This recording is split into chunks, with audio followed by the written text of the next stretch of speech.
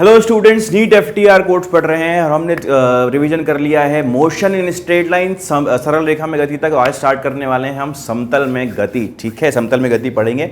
समतल में गति में देखते हैं क्या क्या करना है हमें। हम स्टार्ट कर रहे हैं क्वेश्चन से और मैं कुछ ऐसे क्वेश्चंस लेने वाला हूं जिनके अंदर सदिशों का उपयोग होने वाला है और जो बेसिक आपका जो समतल में गति होता है उसको क्लियर कर देगा। उसके बाद हम लोग प्रक्षेप गति में चलेंगे, फिर आगे बढ़ते चलेंगे और चीज़ों को सीखते हुए जाएंगे। ठीक है, तो मैं पहला क्वेश्चन देखता हूँ। इसके अंदर पहला क्वेश्चन क्या कह रहा है। मैं पहला आज क्लास क्वेश्चन से स्टार्ट कर रहा हूं ताकि आपको मैं इन्हीं के थ्रू समझा पाऊं कि जो समतल में गति है उसका असल मीनिंग क्या होता है, उसका मतलब क्या होता है। इसमें मैंने 2-4 क्वेश्चन सदिश के डाले हैं ताकि आपको थोड़ा सा आइडिया हो जाए, आपको थोड़ा सा रिवाइज हो जाए सदिश भी, कि सदिश में किस तरह से लगते हैं क्वेश्चन वगैरह पूछे जाते हैं, तो सदिश में कैसे क्वेश्चन आते हैं या समतल में गति से रिलेटेड कैसे होते हैं वो। तो ये आप देख सकते हो, यहां पर पहला क्वेश्चन कह रहा है सदिश ए तथा बी संबंध a प्लस बी बराबर a माइनस बी। इनका जो परिमाण है a प्लस बी जो है वो a माइनस बी के बराबर है। ठीक है, द्वारा संबंधित है। इन सदिशों के बीच क्या कोण क्या होगा। देखो कितना आसान सवाल है, थोड़ा सा रिवाइज बस हो जाएगा। देखो तो a plus B equal to a minus B हमें दे रखा है। हम साफ साफ क्या बोल पाएंगे, ये कैसा कलर है, बहुत ही अजीब सा, इसको अपन चेंज कर लेते हैं। चलो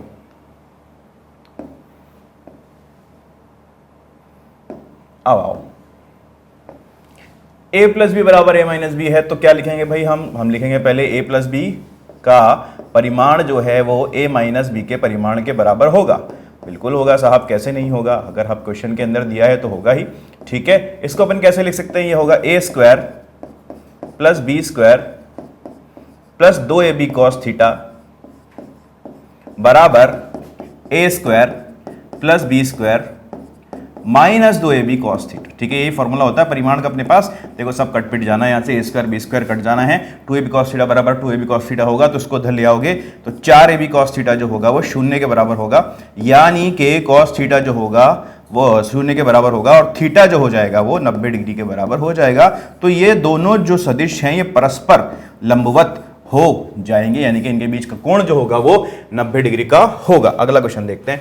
अगला क्वेश्चन क्या कह रहा है भाई आपसे, a तथा b दो सदिश हैं जिनके बीच का कोण थीटा है। यदि a क्रॉस b बराबर √3 a डॉट b है तो थीटा का मान क्या होगा। देखो बहुत ही बढ़िया, बहुत ही अच्छा क्वेश्चन है, ये पूछा गया क्वेश्चन, नीट में पूछा हुआ क्वेश्चन है ये। ठीक है, पिछले वर्षों में। तो देखो आप a cross b equal to √3 ab, a cross b ऐसे करोगे तुम,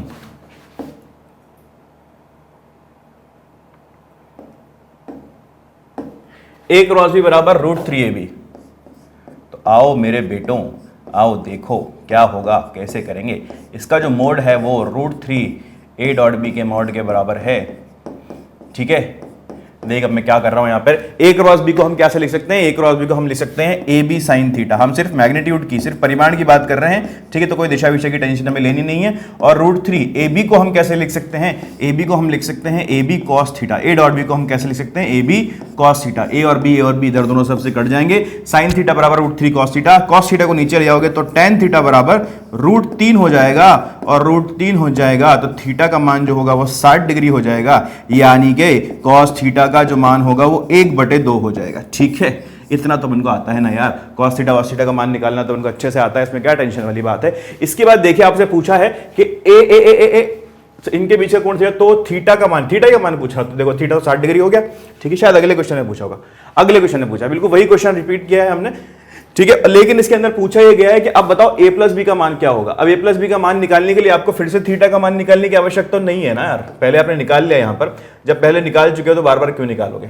थीटा का मान यहां पर आ गया है हमारे पास 60 डिग्री, थीटा का मान हमारे पास आ गया है 60 डिग्री, 60 डिग्री, है ना। तो निकाल लो भाई a प्लस बी का मान क्या होगा। a प्लस बी जो होगा वो किसके बराबर होगा, a vector plus b vector का मॉड जो होगा किसके बराबर होगा भैया। फॉर्मूला जानते हो कि नहीं जानते हो, सूत्र मैंने आपको बताया है, a square plus B square plus 2ab cos theta का 1/2 √। ठीक है, यही तो होगा ना। अच्छा, तो अपने पास cos थीटा का मान आ गया था तो cos 60 डिग्री रख दो उसको, a square plus B square plus 2ab cos 60 degree का मान कितना है भाई, 1/2 अभी निकाला हमने, ये 2 से 2 कटेगा, यहाँ पे 1/2 पावर चढ़ाओ। ठीक है, तो कितना आंसर आएगा, a square plus B square plus ab की पावर 1/2। ठीक है, एक में एंगल पूछा और दूसरे में पूछ लिया कि a प्लस बी का मान क्या होगा। आपने दोनों बता दिया, आप बहुत ही चालाक, बहुत ही पढ़े लिखे लोग हैं तो आपको बिल्कुल जल्दी समझ में आ गया। ये चौथा क्वेश्चन कह रहा है कि यदि सदिश 2i cap plus 3j cap plus 8k cap सदिश 4 जे कैप माइनस 4 आई कैप प्लस अल्फा के कैप से लंबवत हो तो अल्फा का मान क्या होगा। लंबवत है तो आपको समझ में आना चाहिए कि जैसे ही आपको लंबवत दिखता है ना तो आपके दिमाग की घंटी बजनी चाहिए और दिमाग की घंटी बज के आपको कहनी चाहिए कि भैया यहां पर अगर लंबवत कह रहा है, दो सदिश लंबवत है तो इनका जो अदिश गुणनफल है वो शून्य के बराबर होगा। ठीक है, झट से अपन करेंगे अदिश गुणनफल शून्य के बराबर। पहला दे रखा है अपन को 2 आई कैप प्लस 3 जे कैप प्लस 8 के कैप 8 के कैप, ये हमें दे रखा है पहला सदिश। दूसरा सदिश क्या दे रखा है हमें, देखो दूसरा सदिश दे रखा है 4 जे कैप माइनस 4 आई कैप। तो मैं माइनस 4 को पहले लिख लेता हूं क्योंकि मैं आई कैप पहले लिखना चाहूंगा। तो माइनस 4 आई cap plus 4 j cap plus alpha के कैप। ठीक है, इनका जो अदिश गुणनफल है वो शून्य के बराबर है। सिंपल सी बात। ठीक है, आई को आई से करो, जे को कैसे करो, के को कैसे करो। तो 2 चौक 8 माइनस 8, ठीक है, प्लस 3 चौक 12 प्लस 8 अल्फा बराबर 0। ठीक है, यहां से देखोगे तो 8 अल्फा जो है वो माइनस 4 के बराबर आ रहा है। ठीक है, अल्फा जो होगा वो -1/2 के बराबर आ जाएगा। ठीक है, तो -1/2 के बराबर अल्फा हमारे पास यहां पर आ गया है। क्योंकि हमें सदिश का यहां पर बहुत अभी इस्तेमाल करना पड़ेगा, इसलिए थोड़ा सदिश का हमने रिवीजन कर लिया है ना। 3-4 क्वेश्चन सदिश से कर लिए ताकि हमारा उसका रिवीजन हो गया। हम भूल गए होंगे तो हमें याद आ गया होगा। ठीक है, रिवीजन पे भी रिवीजन चल रहा है। चलो, तो एक कण का प्रारंभिक वेग 3 i cap plus 4 j cap और त्वरण 0.4 आई कैप प्लस 0.3 जे कैप है। ये आपको त्वरण दे रखा है भाई, और ये आपको वेग दे रखा है किसी कण का। 10 सेकंड बाद कण की चाल क्या होगी। अब ये सवाल आ गया है भैया समतल में गति पर। समतल में गति पर ये सवाल हमारे पास पहला आया है। इसमें पूछ रहा है कि आपको दे रखी है चाल 3 i cap plus 4 j cap, वेग दे रखा है। ठीक है, और त्वरण दे रखा है आपको, ये वाला कर देखते हैं 0.4 आई कैप प्लस 0.3 जे कैप। 10 सेकंड बाद कण की चाल क्या होगी हमसे पूछा गया है। तो भैया इसमें देखो आप क्या जो त्वरण दिख रहा है, सबसे पहले त्वरण को नोटिस करो। त्वरण जो दिख रहा है आपके पास, त्वरण जो है वो एक समान त्वरण है। एक समान त्वरण है तो मतलब गति के जो समीकरण है वो लग सकते हैं। अब गति के समीकरण लगाने के 2 तरीके होते हैं, या तो आप पहले x में लगाओ फिर y में लगाओ। ठीक है, या फिर अगर आपको सदिश रूप में है तो दोनों में एक साथ लगा दो। ठीक है, मैं करके दिखाऊंगा आपको दोनों तरीके से, कोई टेंशन वाली बात नहीं है। उससे पहले आप समझ लेते हैं कि समतल में गति होती क्या है। मैं आपसे पूछता हूं, एग्जाम्पल लेता हूं मैं, ये क्वेश्चन तो हम करेंगे ही। अभी मैं आपसे सवाल पूछूं, आप उसका जवाब दें, अपनी कॉपी में लिखें। क्योंकि ऐसा होता है कि आपने जो सोचा हो कि मैंने तो यही सोचा था, बाद में जब आपको सही जवाब बता दूंगा तो आप बोलोगे अरे सर मैंने यही सोचा था, है ना। तो अपनी कॉपी में लिख के रख लेना, हाँ या ना, यस और नो। अच्छा, मैं कहता हूं कि ये एक्स एक्सिस है, ये एक्स अक्ष है और ये वाई अक्ष है। ठीक है, अच्छा, कोई पार्टिकल है, कोई कण है, वो इस तरह से गति कर रहा है। क्या ये द्विमीय गति है? ठीक है, क्या ये समतल में गति है कि नहीं है? ठीक है। दूसरी बात, एक पार्टिकल है वो कुछ इस तरह से गति कर रहा है। ठीक है, यहां से यहां जा रहा है, ए पॉइंट से बी पॉइंट जा रहा है, ये पॉइंट बी पॉइंट मान सकते हो आप, ऐसे जा रहा है। और एक पार्टिकल ऐसे है जो कि इस तरह से जा रहा है, ठीक है, ऐसे करके जा रहा है। ठीक है, ऐसे चल रहा है। तो इनमें से कौन सी गति समतल में गति है, पहली, दूसरी के तीसरी? ठीक है, अच्छा, तो आप पता है आपको समतल में गति इसमें अंदर है, वो तीसरी जो है ये समतल के अंदर गति है, क्योंकि इसके अंदर x और y दोनों ही निर्देशांक बदल रहे हैं, दोनों ही निर्देशांक बदलेंगे। इसमें आप देखोगे तो x और y तो चूज करना हमारे हाथ में है ना। ठीक है, या फिर आप ऐसे चेक करोगे कि यहां पर एक ही दिशा में चल रहा है, सरल रेखा में गति हो रही है। ठीक है, एक ही रेखा के अनुदिश चल रहा है तो ये सरल रेखा में गति होगी। ठीक है, यहां पर भी एक ही रेखा के अनुदिश चल रहा है, सरल रेखा में गति होगी। और यहां पर x और y दोनों एक साथ बदल रहे हैं, सरल रेखा में नहीं चल रहा है, इसलिए ये समतल में गति कहलाएगी। ठीक है, तो x और y एक्सिस बनाकर अगर कोई टेढ़ा करके बना दे किसी ऑब्जेक्ट की लाइन को कि जिस पथ पर वो चल रहा है, तो वो द्विमीय गति है, समतल में गति नहीं हो जाती है, वो रहती सरल रेखा में गति ही है। समतल में गति होने के लिए एक वक्रीय पथ होना चाहिए, और वक्रीय पथ आपको दिखते ही समझ में आ जाना चाहिए कि कैसी गति है, यह समतल में गति है। ठीक है, चलिए अपने पास क्वेश्चन क्या है उसके पर वापस आते हैं। बोल रहा है कण का प्रारंभिक वेग 3 i cap plus 4 j cap. अब अपन ने जो सरल रेखा में गति पढ़ा था ना, आपको मैंने पढ़ाया था, है ना, वही सारी चीजें इसके अंदर लगनी है। अगर त्वरण एक समान है तो आप क्या लगाओगे, आप गति के समीकरण लगा दोगे। अगर त्वरण एक समान नहीं है तो आप गति के समीकरण नहीं लगाओगे, समाकलन अवकलन का इस्तेमाल करके क्वेश्चन को सॉल्व करोगे। ठीक है, देखते हैं। अच्छा, हमें दे रखा है वेग बराबर, किसी कण का वेग है 3 i cap plus 4 j cap, और वहीं उसका जो त्वरण है ए वेक्टर बराबर 0.4 आई कैप प्लस 0.3 जे कैप। ठीक है, और t बराबर 10 सेकंड के बाद आपको बताना है कि कितना इसका क्या पूछा है, वेग हो जाएगा। ठीक है, साफ साफ दिख रहा है यहां पर कि ये जो एक्सेलरेशन है, जो त्वरण है, इसका मान जो है वो एक उसका मान जो है वो समय के साथ नहीं बदलता है, मतलब एक समान त्वरण है हमारे पास। अगर एक समान त्वरण है तो गति के समीकरण हम लगाएंगे। जब भी आप द्विविमीय गति का सवाल कर रहे हैं तो दो तरीके मैंने आपको बोले, या तो एक्स और वाई में बांट लो, ठीक है। अभी मैं पहली बार एक्स और वाई में बांट रहा हूं इसको, ठीक है। ज्यादातर केस में हम यही करेंगे कि एक्स और वाई में बांट के करेंगे, कि ज्यादातर हम ये नहीं होगा कि हम ज्यादातर सदिश के रूप से कर रहे हैं, क्योंकि सदिश रूप हमें मिलेगा नहीं। या तो हम सदिश रूप खुद से निकालें, उसको बनाएं, या फिर हम एक्स और वाई को अलग अलग करके कर लें, जो कि ज्यादा आसान है, इसे अपन कर सकते हैं, ठीक है। देखें तो एक्स और वाई की अपन बात करते हैं। एक्स में देखूं तो मेरे पास जो प्रारंभिक वेग है, इसको मुझे यू से दिखाना चाहिए था तो ज्यादा बढ़िया दिखता। प्रारंभिक वेग जो मेरे पास यू दे रखा है वो 3 i cap plus 4 j cap है ना। तो मैं कह सकता हूं कि एक्स दिशा में जो वेग है वो है 3 आई कैप, या फिर लिखूं सिर्फ इसका जो परिमाण है वो है 3 मीटर पर सेकेंड, ठीक है। और वाई दिशा में जो वेग है वो है 4 मीटर प्रति सेकेंड। दिख रहा है ना भाई, ये एक्स का है, ये वाई का है, तो आपको दिख रहा है। अच्छा, अब मैं देखूं तो एक्सीलरेशन, त्वरण का मान दे रखा है मुझे एक्स दिशा में कितना, 0.4 मीटर प्रति सेकंड स्क्वायर, और वाई दिशा में मुझे दे रखा है कितना, 0.3 मीटर प्रति सेकंड स्क्वायर।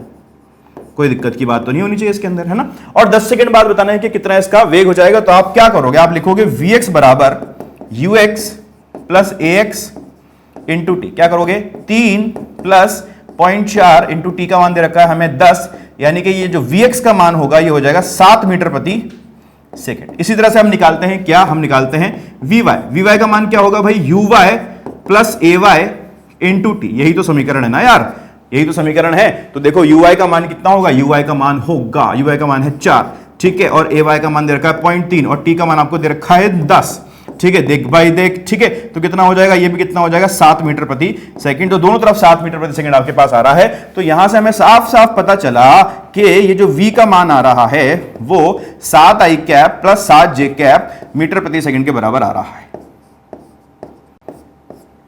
ठीक है। इसी रूप में आंसर दिया। अच्छा, हमें तो मैग्नीट्यूड पूछा है, तो मैग्नीट्यूड अगर आप निकालते हो, उसका परिमाण निकालते हो तो कितना होगा भाई, 7 का स्क्वायर प्लस 7 का स्क्वायर, जो कि 7√2 के बराबर हो जाएगा, 7√2 के बराबर हो जाएगा, ठीक है। ठीक है, इसको आप ऐसे भी देख सकते थे कि यहां पे दे रखा है भाई ये 7 आई कैप प्लस 7 जे कैप आया, तो 7 आई कैप इधर होगा, ठीक है, और ये 7 जे कैप इधर होगा। आई कैप लिखने की जरूरत नहीं जब डायरेक्शन लिखा रहे हो तो, ठीक है। तो 7 इधर होगा और 7 इधर होगा, तो इनका जो रिजल्टेंट आएगा या जो इनका जो योग आएगा वो 7√2 आएगा भाई इधर की तरफ, यही आपका आंसर भी होगा, ठीक है। और क्या कर सकते थे हमें, क्योंकि u और a इस तरह से दे रखा है तो हम सीधे सीधे ये बोल सकते थे कि v का जो मान होगा, v वेक्टर का जो मान होगा वो u vector plus a vector t के बराबर होगा, सीधा सिंपल स्ट्रेट, ठीक है। तो v का मान निकालना, u का मान दे रखा है तो u का मान कितना है भाई, 3 i cap plus 4 j cap. a का मान कितना होगा भाई, a का मान देखो, a का मान 0.4 आई कैप प्लस 0.3 जे कैप, और t का मान कितना है भाई, 10 है, 10 है, बस है, ठीक है। देखो भाई, तो 3 आई कैप और इधर से वही बनेगा, वही 7 आई कैप प्लस 7 जे कैप, आपके पास डायरेक्टली आंसर आ जाएगा। आप सोच रहे होगे कि यार इतना आसान है, एक ही लाइन के अंदर आंसर आ रहा है, 2 लाइन के अंदर आंसर आ रहा है, इतना सारा क्यों करने की जरूरत थी, ठीक है। तो कर सकते हो यहाँ पे इस क्वेश्चन को कर सकते हो, लेकिन जब हम आगे जरूरत पड़ेगी, जब आपको सदिश थोड़ा सा हमारे लिए मुश्किल हो जाएगा, हमें नहीं पता है या चीजें हम गलत करने की ज्यादा चांसेस होते हैं सदिश के अंदर कि हम गलती ज्यादा कर बैठे, तो हम एक्स और वाई में अलग अलग करके जो समतल में गति है उसको पढ़ेंगे। ऐसा मान लेंगे हम कि हम द्विविमीय गति को एक विमीय गति बनाकर पढ़ रहे हैं, ठीक है। एक द्विविमीय गति को 2 एक विमीय गति बनाकर हम पढ़ रहे हैं या हल कर रहे हैं सवाल, इस तरह से हम उसको लेकर चलेंगे। तो इसका तो आंसर आ गया, अगला क्वेश्चन हमारा हो गया है। आगे चलते हैं भाई, नेक्स्ट क्वेश्चन देखते हैं। तो एक कण इस प्रकार गति कर रहा है, इसके स्थिति निर्देशांक x, y निम्न प्रकार हैं, ठीक है। t बराबर 0 समय पर ये 2,3 पर है, ठीक है। अच्छा, और t बराबर 2 सेकंड पर 6,7 पर है, और t बराबर 5 सेकंड पर 13,14 पर है। तो t0 से t5 तक औसत वेग सदिश क्या होगा। अच्छा, औसत वेग सदिश पूछा है, औसत वेग सदिश क्या होगा, तो बता दो भाई औसत वेग सदिश क्या होगा भाई, कितना होगा औसत वेग सदिश, कितना होगा। अच्छा, t बराबर 0 पर कहां है, 2,3 पर, ठीक है। और t बराबर 5 पर कहां है, 13,14 पर। 5 सेकंड में निकालना है ना, तो ये बीच वाला जो डेटा है मुझे लग रहा है कि काम अभी आएगा नहीं, हमारे दोनों डेटा से हमारे पास काम हो जाएगा। चलो, t बराबर 0 पर कहां है, ये मान लेता हूं कि इसका जो स्थिति सदिश है t बराबर 0 पर वो है 2 आई कैप प्लस 3 जी कैप, ठीक है।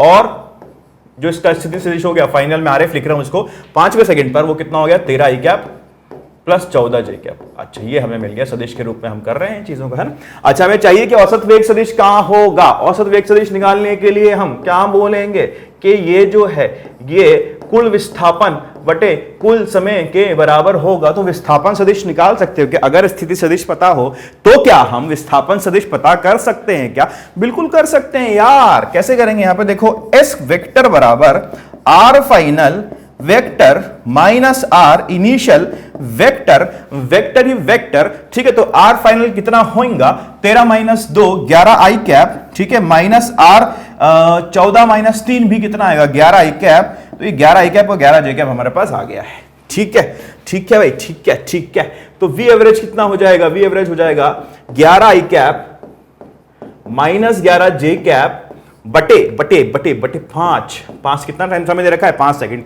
तो 5 सेकंड आपके पास आ जाएगा नीचे। ठीक है, तो वी एवरेज का मान कितना आ गया भाई साहब? लिख लो इसको थोड़ा सजा के, 11 बटे 5 आई कैप प्लस जे कैप। अरे प्लस आया क्या? प्लस था? अच्छा, प्लस आएगा ना यार, माइनस कर दिया तुम लोगों ने यार, यहां प्लस आएगा। मिलता बिल्कुल ध्यान से करा करो यार। ठीक है, चलो, तो कितना आ गया आंसर? 11 बटे 5 आई कैप प्लस जे कैप। चलो नेक्स्ट क्वेश्चन देखें। किसी प्रक्षेप, अरे प्रक्षेप प्रक्षेप प्रक्षेप प्रक्षेप आ गया, तो प्रक्षेप आ गया तो अपन क्या करेंगे भाई? प्रक्षेप पहले समझेंगे प्रक्षेप गति होती क्या है, फिर आगे बढ़ेंगे ना। प्रक्षेप गति पहले समझे तो सही। तो हम आ गए हैं एक बिल्कुल ब्लैंक पेज पे, जिसपे अपन स्टार्ट करने वाले हैं प्रक्षेप गति। प्रक्षेप का मतलब क्या होता है भाई? प्रक्षेप गति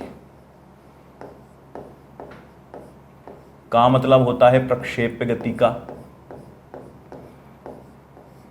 अब का करेंगे भाई, अब का पढ़ेंगे भाई। तो देखो भाई, क्या करना है यहां पर, मैं बताता हूं आपको कैसे समझेंगे हम इन चीजों को। मान लीजिए कि आपके पास एक गेंद है, छोटी सी, बहुत ही प्यारी सी, आपके पास एक बहुत छोटी नन्ही मुन्नी सी गेंद है। इसको मैंने ऊपर से ड्रॉप कर दिया है या फेंक दिया है, जो भी किया है, ठीक है। कुछ वेग मैंने मान लेता हूं कि मैंने इसको ऊपर से कुछ वेग दे दिया है यू, ठीक है। और इसी गेंद को मैंने इस धरातल से ऊपर फेंका है यू वेग से, ठीक है। ये दो केस बन गए मेरे पास, ठीक है। अच्छा, मैंने क्या किया है? मैंने इसी गेंद को धरातल से ऊपर फेंका है, लेकिन अब इस प्रकार मैंने इसको यू वेग दिया है कुछ, ठीक है, कुछ मैंने इसको यू वेग दिया है। अच्छा, त्वरण की बात कर लें थोड़ी सी। त्वरण समझते हो ना आप? त्वरण जिस दर से वेग बदल रहा है या घट रहा है, बढ़ रहा है, उसको हम त्वरण कहते हैं, ठीक है। तो यहां पर अगर त्वरण की बात करता हूं, तो त्वरण जो है यहां पे वो नीचे की तरफ जी है, ठीक है। और यहां पर भी त्वरण जो है वो नीचे की तरफ जी है। भाई, गुरुत्व के अधीन गति पढ़ा हमने पिछली क्लास में, रिवाइज किया, उस समय मैंने आपको बताया था। और यहां पर भी जो वेग, जो त्वरण है वो जी के बराबर है, नीचे की तरफ। आती बात समझ में? ठीक है। अच्छा, इसमें फर्क क्या है?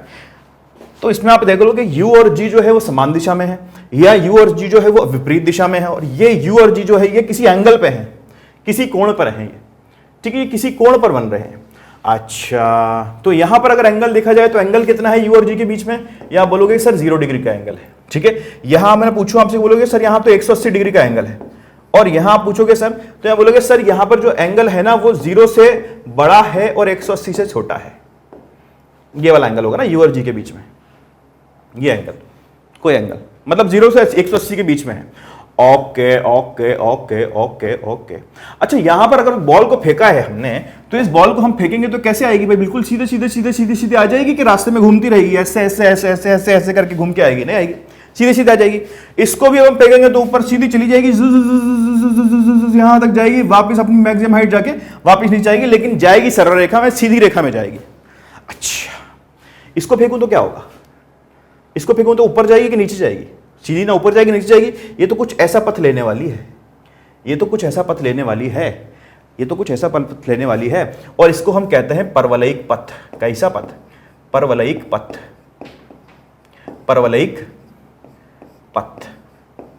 Okay okay okay, this is called परवलयिक पथ, ठीक है।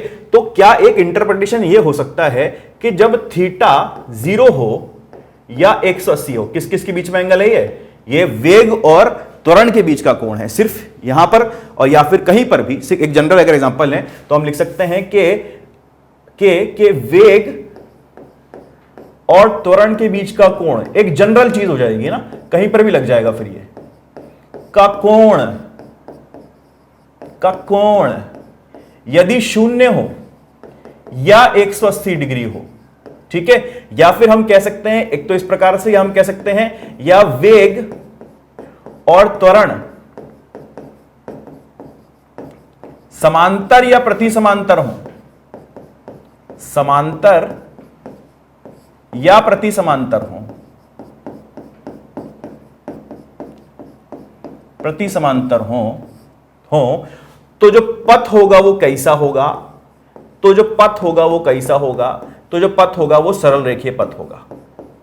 ले भाई, सरल रेखीय पथ होगा। ठीक है, अच्छा अच्छा अच्छा अच्छा अच्छा, चलो अच्छा। दूसरी बात, यदि इनके बीच का जो कोण है थीटा जो है वो 180 से छोटा और 0 से बड़ा, यानी कि थीटा जो है वो 0 से 180 के बीच हो, इनके बराबर नहीं हो, 0 से 180 के बीच हो, तो जो पथ होगा वो कैसा होगा, तो जो पथ होगा वो परवलयिक पथ होगा। तो ये जो सरल रेखीय वाला जो केस है हमने गुरुत्व के अधीन गति में पढ़ा, और परवलयिक वाला केस जो है अब हम यहां पर पढ़ने वाले हैं। इसमें एक चीज और देखने लायक है यार, एक है कि यहां पर भी जी है, यहां पर भी जी है और यहां पर भी जी है, तो जो त्वरण है वो कैसा है, त्वरण जो है वो एक समान है, त्वरण जो है वो एक समान है। तो सीधी सीधी बात ये समझ में आ रही है कि अगर त्वरण एक समान हो तो दो केस बनेंगे। ठीक है, दो केस बनेंगे जिसके अंदर थीटा या तो 0 हो या 180 डिग्री हो तो सरल रेखीय पथ होगा, और दूसरे केस में परवलयिक पथ होगा। ठीक है, ठीक है, ठीक है। तो त्वरण अगर एक समान हो तो दो केस बनेंगे जिसके अंदर या तो सरल रेखीय पथ हो सकता है या परवलयिक पथ हो सकता है। सरल रेखीय पथ हम गुरुत्व के अधीन गति में पढ़ चुके हैं, अब परवलयिक पथ हम देखने वाले हैं। तो बात समझ में आती है भैया? अगर बात समझ में आती है तो चलो भाई फिर आगे बढ़ते हैं और बात करते हैं किसकी, प्रक्षेप्य गति की। प्रक्षेप्य गति की देखते हैं, प्रक्षेप्य गति क्या होती है। प्रक्षेप्य गति हमने समझ लिया कि वैसे तो क्या होता है, परवलयिक पथ इसके अंदर आएगा, ठीक है, लेकिन प्रक्षेप्य गति क्या होगी, अगर किसी कण को किसी कोण पर 0 180 को छोड़ के किसी कोण पर फेंका जाता है, धरातल से किसी कोण पर फेंका जाता है, तो वो एक परवलयिक पथ लेता है। ठीक है, और वो गुरुत्व आकर्षण के अधीन ही चलता है, केवल और केवल गुरुत्वीय बल के अधीन चलता है। ऐसे मोशन को, ऐसी गति को हम प्रक्षेप्य गति कहते हैं। ठीक है, अब इसमें पहला केस जो अपने पास आता है वो होता है धरातल से धरातल प्रक्षेपण। ठीक है, धरातल से धरातल मतलब जमीन से जमीन पर ही रहेगा, धरातल से धरातल प्रक्षेपण, धरातल से धरातल। कैसे होगा इसके अंदर भाई, आपने लिया है इसे इस प्रकार, यहां ये एक्स और वाई अक्ष आपने बनाया है। ठीक है, अब आप इसका पथ दिखाओगे तो पथ दिखाओगे तो ऐसे दिखाओगे। ठीक, धरातल से धरातल प्रक्षेपण है, धरातल से शुरू हुआ है, धरातल पर आकर रुक गया है, अगर ऐसा हो गया है तो उसको हम धरातल से धरातल प्रक्षेपण कहते हैं, कहेंगे। ठीक है, तो क्या मिला हमें यहां से, हमें यह मिला है भाई साहब कि धरातल से धरातल प्रक्षेपण में अगर आप किसी वेग u से किसी कण को फेंक रहे हो कोई थीटा एंगल पर, ठीक है, कोई बढ़िया कलर मिल जाए तो बढ़िया मास बात हो जाए। ठीक है, चलो देखो, ये अगर किसी आप कण को u वेग से फेंक रहे तो हरे पे हरा हो गया यार, मोहे रंग दो लाल लाल। ठीक है, ये तो u हो गया। चलो अच्छा, और g यहां पर किधर है, इस तरफ g लग रहा है यहां पर। ठीक है, इनके बीच में एंगल कुछ होगा, इस एंगल को मान लेता हूं कि ये जो थीटा है, इस एंगल पर थीटा पर इसको प्रक्षेपित किया गया है। तो अपन इसी गति पढ़ेंगे।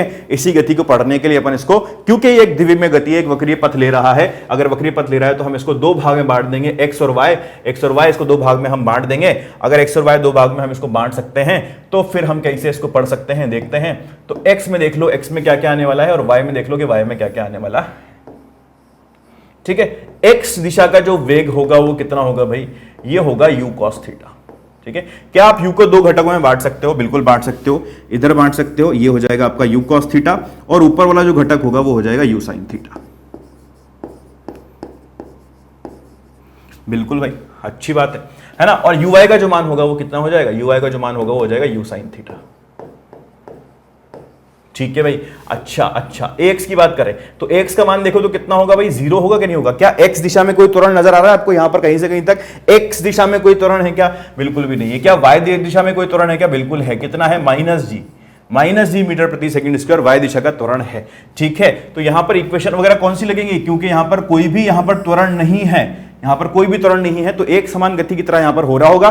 तो आपके पास जो इक्वेशन है वो सारी की सारी जो आपके पास गति के समीकरण है उनको आप लगा सकते हो। यहाँ पे एक्स का मान 0 रख दो तो आपको फॉर्मूला मिल जाएंगे। याद करने की, रटने की जरूरत कुछ भी नहीं है, सिर्फ अपने को जो 3 समीकरण है उनका काम लेना है, उनके काम लेते लेते अपन सब कुछ करते चलेंगे। यहां पर भी गति के तीनों समीकरण आप लगा सकते हो। क्यों? क्योंकि वाई डायरेक्शन के अंदर जो एक्सेलरेशन त्वरण है वो भी कांस्टेंट, वो भी नियत है। यहां पर भी आप तीनों समीकरण लगा सकते हो।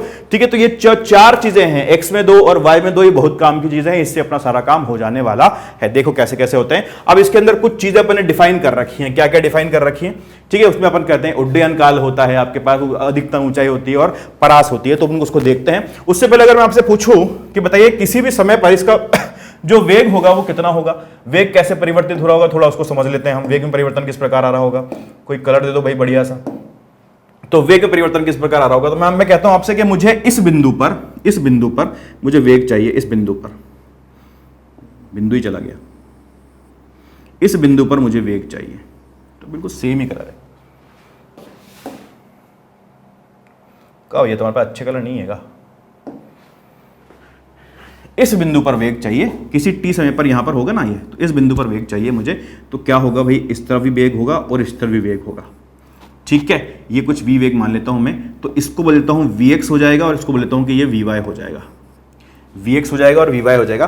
तो vx का मान क्या होगा? अब देखो x दिशा में कोई त्वरण नहीं है, यानी कि x दिशा का जो वेग है वो नहीं बदलेगा। x की दिशा का जो वेग है वो प्रारंभिक वेग के बराबर ही रहेगा। तो किसी भी जगह पर आप चले जाओ, यहां पर, यहां पर, यहां पर, कहीं भी आप चले जाओ, तो x दिशा का जो वेग होगा वो ux के बराबर ही रहेगा, x के बराबर ही रहेगा। क्या बदलेगा? समय के साथ सिर्फ y दिशा वाला वेग बदलेगा, x वाला वेग नहीं बदलेगा। तो y वाला बदल रहा है क्या यहाँ पे, तो y वाला बदलेगा। y वाला कैसे दोगे आप? y वाला आप निकालोगे, अगर चाहो तो uy माइनस gt से इसको दे सकते हो, याद रख सकते, चाहो तो रख सकते हो, लेकिन मैं आपको सजेस्ट नहीं करूंगा कि आप किसी भी चीज को याद रखो, आप आराम से निकाल सकते हैं सब चीजों। ठीक है, यहां की बात करते हैं, तो जो वेग होगा, जो वेग की दिशा होगी वो इस तरफ होगी, ux नहीं बदलेगा, लेकिन vy इधर आएगा, ये बदलेगा। ठीक है, यहां पे देखें तो वेग की दिशा इधर होगी, ux नहीं बदलेगा लेकिन vy बदलेगा। ठीक है भाई, आई बात समझ में? अपन जो बात कर रहे थे परास, उड्डयन काल और अधिकतम ऊंचाई की, उस पर चलते हैं, उन पर बातें करते हैं। ठीक है, कलर चेंज कर लो भैया, बहुत ही वाहियात, ये तो सबसे वाहियात कलर आज तक के जीवन में यही मिला है मुझे। चलो, उड्डयन काल,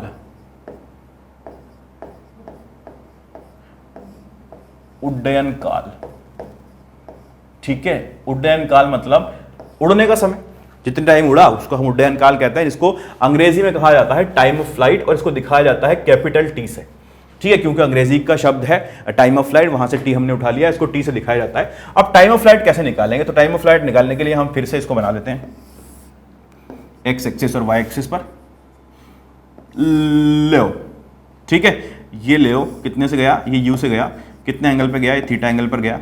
ठीक है, अच्छा अच्छा अच्छा अच्छा, छोटी छोटी बातें करेंगे इसके अंदर, अपन सुनते चलना, बिल्कुल ध्यान से देखते चलना, है ना। ऐसा नहीं कि डेरिवेशन कर रहे हैं तो सिर्फ डेरिवेशन पे ध्यान दो, बाकी जो छोटी छोटी बातें मैं करता चलूंगा उसमें भी ध्यान देते चलना, है ना, बिल्कुल बहुत अच्छे समझते चलना है। अच्छा, यू वेग से अपन चल रहे हैं, जी अपने पास एक्सेलरेशन त्वरण जो है वो जी के बराबर है। हाँ, ये सब चीजें हमारे पास है, एक्स और वाई अपन बना लेते हैं, यहाँ पे एक्स है और ये वाई है। ठीक है, 2-3 बार बनाओगे मेरे को अच्छे से याद हो जाएगा। यू एक्स का मान U cos theta, U Y का मान यू साइन थीटा, ax का मान 0, ay का मान -g। ठीक है, ये सारे मान अपने पास है ही है। अच्छा अच्छा अच्छा अच्छा अच्छा, तो देखो क्या किया जाए, फिर किया जाए, क्या किया जाए, मार दिया जाए कि छोड़ दिया जाए। अच्छा, उड्डयन काल निकाल लिया जाए। हाँ, उड्डयन काल निकालने के लिए देखो क्या करेंगे, ये पार्टिकल यहां से, ये गेंद जो है यहां से उछली है, यहां से हमने इसको प्रक्षेपित किया किया किया किया, यहां तक जाते जाते जाते जाते जाते ये यहां पर आई है। ठीक है, तो प्रक्षेपण जब पूर्ण हो गया है तो क्या हुआ है, वाई दिशा का विस्थापन जो है वो 0 हो गया है। क्या किसी ऊंचाई पर है क्या गेंद?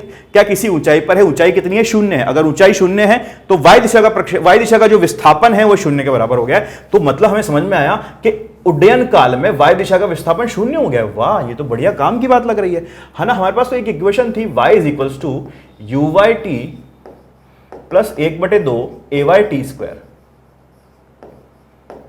ठीक है, ठीक है, और y तो क्या हो गया, y हमने देखा अभी 0 हो गया। ठीक है, और uy तो uy था, कितनी देर में 0 हुआ, एक कैपिटल टी में 0 हुआ। ठीक है, प्लस ay का मान तो -g लिखा है यहाँ पे। ठीक है, और क्या है भैया, और ये है t²। ठीक है, इसको मैंने सॉल्व किया तो यहां से मिला कि t का जो मान आ रहा है वो 2uy/g के बराबर आ रहा है। लो, ये फॉर्मूला अगर याद हो जाए तो कैलकुलेशन थोड़ी फास्ट हो सकती है, ठीक है, याद हो जाए तो फास्ट हो सकती है। अच्छा, कई किताबों में क्या किया होता है ना, इसको लिखा होता है कि ये जो फॉर्मूला है ये 2u sin थीटा बटे जी है।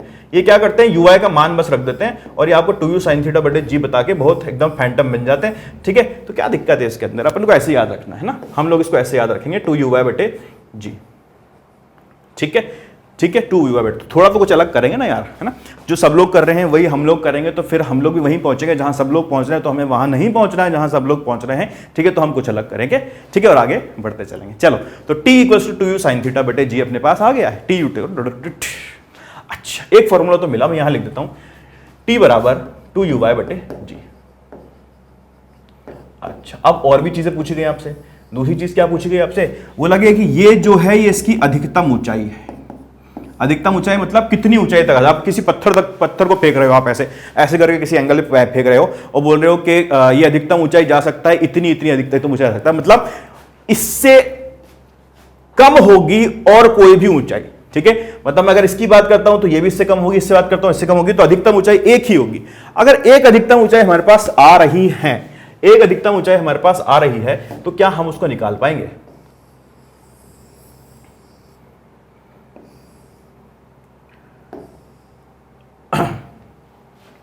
एक अधिकतम ऊंचाई अगर मेरे पास आ जाए तो क्या हम उसको निकाल पाएंगे?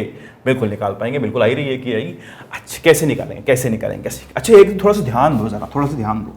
मैं इस पॉइंट की बात करूं, इस पॉइंट की, यहां पर जब प्रक्षेप होगा, यहां पर जब पहुंच चुका होगा आपका पार्टिकल, तो इसका वेग कितना होगा भाई?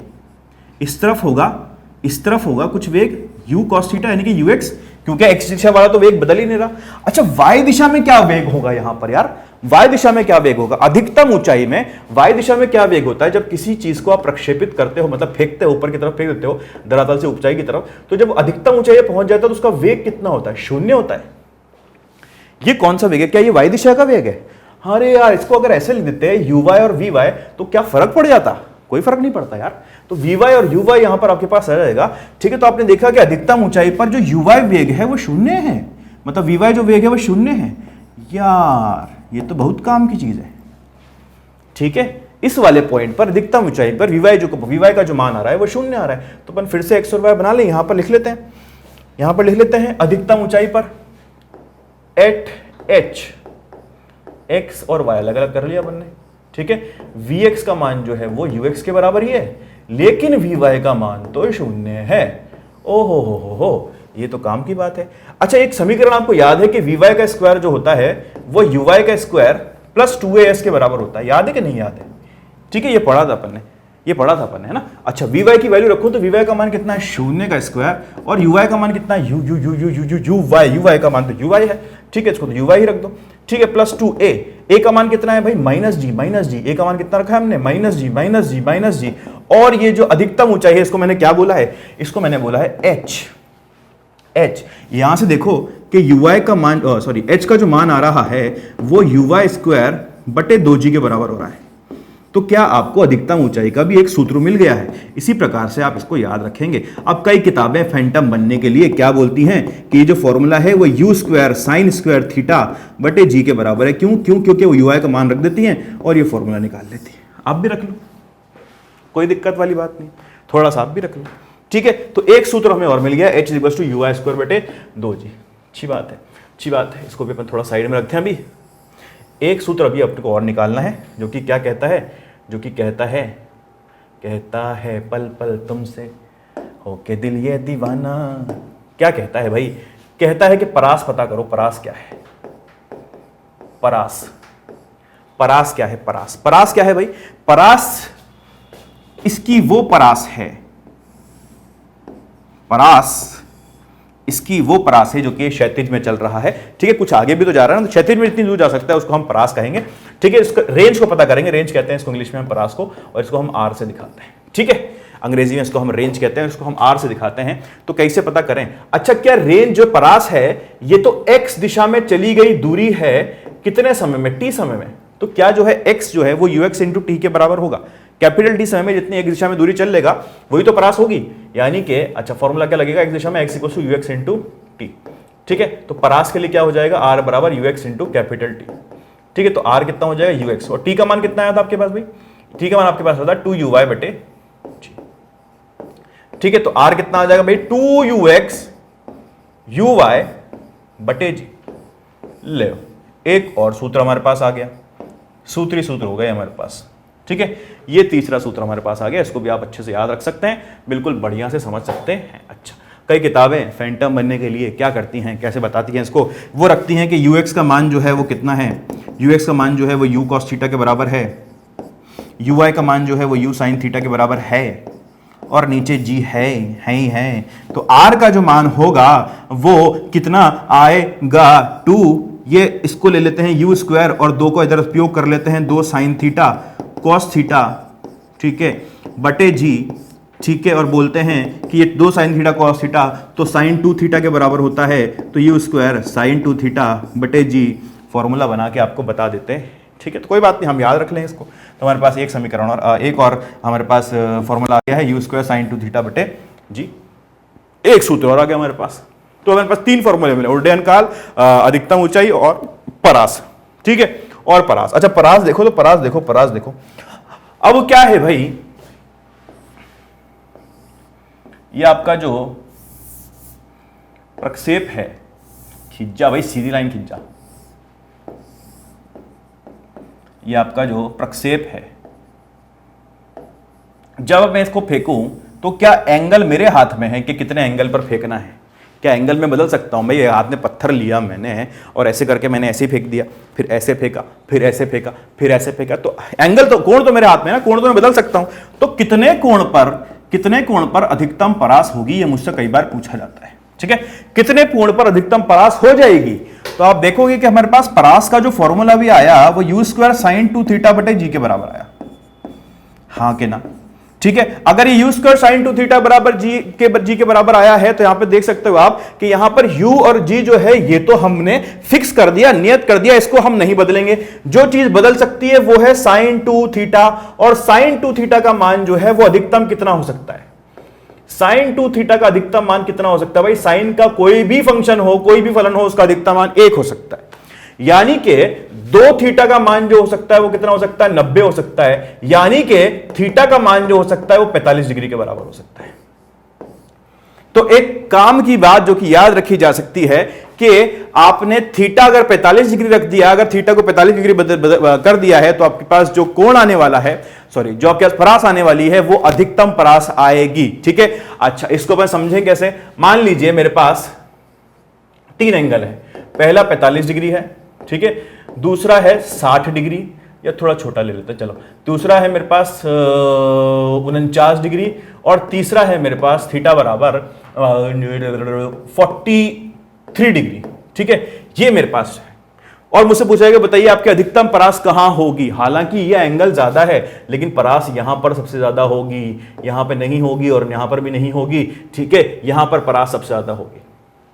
ठीक है, आपसे पूछा गया है कि बताइए कि 49 और 43 में किसकी परास ज्यादा होगी, किसकी परास ज्यादा होगी? तो आप देख सकते हो कि जैसे जैसे आप थीटा के पास पहुंच रहे हो, जैसे जैसे आप 45 डिग्री के पास पहुंच रहे हो, वैसे वैसे परास जो है अधिकतम होती जा रही है। मतलब आप जितना पास हो गए 45 डिग्री के, उतना ही परास ज्यादा होगी। तो 43 डिग्री ज्यादा पास में है 45 के, 49 दूर है 45 से, इसलिए 43 डिग्री की जो परास होगी वो अधिक होगी, और 49 डिग्री की जो परास होगी वो 43 डिग्री से कम होगी, लेकिन अभी भी सबसे ज्यादा कहां होगी? 45 डिग्री पर ही होगी। ठीक है, एक काम की बात जो कि याद रखी जा सकती है, अगर डायरेक्टली पूछ लिया जाए क्वेश्चन में तो आप बता सकते हो, कोई टेंशन की बात आपको नहीं होनी चाहिए। ठीक है, अच्छा, अब कई बार क्या बोलता है ना, कई बार बोलता है कि आपके पास क्या किया गया कि आपने इस प्रकार से एक कण लिया या 2 कण लिए, समान कण लिए, बिल्कुल एकदम समान कण लिए, ठीक है, और उनको ऐसे आपने फेंका, और आपने देखा कि आप 2 कोण पर समान परास प्राप्त कर रहे हो, 2 कोण पर समान परास प्राप्त कर रहे हो। ठीक है, तो आपसे पूछा गया कि बताइए कितने कितने कोण पर आप समान परास प्राप्त कर सकते हो? तुमने कहा चलो ठीक है, कोई बात नहीं। मैंने कहा कि इसको मान लो आपके ये थीटा के बराबर है, और दूसरा एंगल आप बना लो, मान लो कि ये फाई के बराबर है, ये तो यूं ही ले लो। समान वेग से अपन ने उसको प्रक्षेपित किया है, पहला एंगल थीटा के बराबर ले लिया और दूसरा एंगल मैंने फाई के बराबर ले लिया। ठीक है, पहले एंगल की परास निकालूं तो कितनी आएगी भाई? R1 बोल देते हैं इसको, तो यू स्क्वायर साइन 2 थीटा बटे जी, ठीक है, और R2 बराबर यू स्क्वायर साइन 2 फाई बटे जी, ये आने वाली। और बोला गया कि इसकी जो परास है वो बराबर आ रही है, बराबर आ रही है, यानी कि R1 का जो मान है वो R2 के बराबर आएगा, यानी कि यू स्क्वायर साइन 2 थीटा बटे जी जो है वो U square sine sine sine sine sine sine square 2 phi के बराबर बटे जी के बराबर है, ठीक है। तो हमने बोला यार ऐसे क्या हो गया यार, क्या क्या क्या करें इसके अंदर, कैसे करें, क्या करें इसको, कैसे करें। तो हमने बोला कि चलिए एक काम करते हैं, कुछ रैंडम चेक करते हैं, है ना। अच्छा, हमने बोला ये जो फाई जो है ना ये 90 माइनस थीटा के बराबर है, हमने ऐसे रैंडम बोल दिया ना, ऐसे हमें ठीक है, हमने थोड़ा सा इंट्यूशन हुआ, हमें थोड़ा सा दिमाग के अंदर किसी ने आके बोला, कान में बोला किसी ने, ठीक है, और हमने इसको फाई को जो है 90 माइनस थीटा रख दिया। अच्छा, मैंने कहा यहाँ रख के देखो जरा R2 का मान कितना आ रहा है, तो R2 का मान U square sine 2 into phi की जगह पे मैंने कहा 90 माइनस थीटा बटे जी। तो R2 का मान देखने को पता चला कि you square sign 180 minus 2 theta के बराबर आ रहा है, और साइन 180 माइनस 2 थीटा का मान जो होता है वो तो साइन 2 थीटा के बराबर होता है, तो ये यू स्क्वायर साइन 2 थीटा जी बटे जी के बराबर आपके पास मान आ गया है। यानी कि देखने को मिला कि अगर कोण थीटा लिया जाए और 90 माइनस थीटा लिया जाए तो परास बराबर आती है। जैसे कि एग्जाम्पल अगर हम इसका ले सकते हैं तो क्या लेंगे, इसका एग्जाम्पल अगर हम लें, ठीक है, इसको हटा दो, इसका एग्जाम्पल अगर हम लें तो क्या ले सकते हैं, इसका एग्जाम्पल हम ले सकते हैं, अगर कोण आपने लिया है कितना 30 डिग्री, तो परास जो आएगी उतनी ही परास 60 डिग्री पर आएगी। आपने कोण लिया है 15 डिग्री, तो जो परास 75 डिग्री पर आएगी वही 15 डिग्री पर आएगी। अगर आपने लिया है 45 डिग्री, 45 तो 45 ही हो जाएगा, है ना। अच्छा, तो आपने लिया है कितना, आपने लिया है यहाँ पर 60 डिग्री, तो ये 30 हो जाएगा। आपने लिया है 80 डिग्री, ठीक है, तो ये 10 डिग्री हो जाएगा। आपने लिया है 20 डिग्री, तो ये 70 डिग्री पर बराबर आपको परास मिलेगी। यानी कि दोनों कोणों का जो योग है वो 90 डिग्री के अगर बराबर आ रहा है तो दोनों ही कोणों पर जो परास मिलेगी वो आपको बराबर मिल जाएगी। ठीक है, ठीक है, ठीक है। तो हमारे पास समझने वाली बात यह है कि परास बराबर के लिए R1 बराबर R2 बराबर R बराबर यू स्क्वायर साइन 2 थीटा बटे जी का जो मान आना चाहिए, ठीक है, यहां पर थीटा या तो थीटा हो या 90 माइनस थीटा हो, ठीक है, ठीक है। अब इनके लिए अपन देखते हैं कि जो हाइट आएगी, इनकी जो हाइट वाइट आएगी वो क्या क्या रिलेशन होगा, क्या रेशियो होगा इसका। तो मैं इस वाली को मान लेता हूं, नीचे वाली को H1, ठीक है, कोई कलर दे दो मुझे दूसरा यार, बहुत ही रैंडम लग रहा है ये।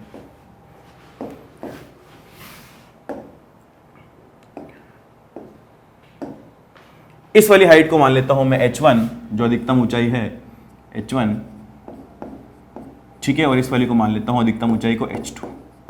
H1 और H2 मेरे पास है, ठीक है। अच्छा, H1 का मान देखो, तो H1 का मान कितना आएगा भाई, H1 बराबर u square sine square theta by डो जी, ठीक है। H2 का मान देखो तो भाई कितना आएगा, H2 का मान कितना आएगा, U square sine square 90 minus theta, यानी कि वो हो जाएगा कितना, cos square theta. Sine 90 minus theta कितना होगा भाई, कॉस स्क्वायर थीटा हो जाएगा। अगर मैं इनका रेशियो निकालता हूं तो कितना होगा, H1 बटे H2 बराबर साइन स्क्वायर थीटा बटे कॉस स्क्वायर थीटा, यानी कि टेन स्क्वायर थीटा के बराबर आएगा। अगर मैं इनका गुणनफल निकालता हूं तो देखो कितना होगा, H1 बटे H2, H1 इंटू H2 बराबर, इनको मल्टीप्लाई करेंगे तो u की घात 4 sign square theta cos square theta बटे 4 जी, ठीक है, ठीक है। अच्छा अच्छा अच्छा, देखो कुछ बन रहा है क्या यहाँ पे। अगर मैं इसको you square sine square theta, you square sine square theta, चलो ऐसे लिख लो पहले इसको, यू स्क्वायर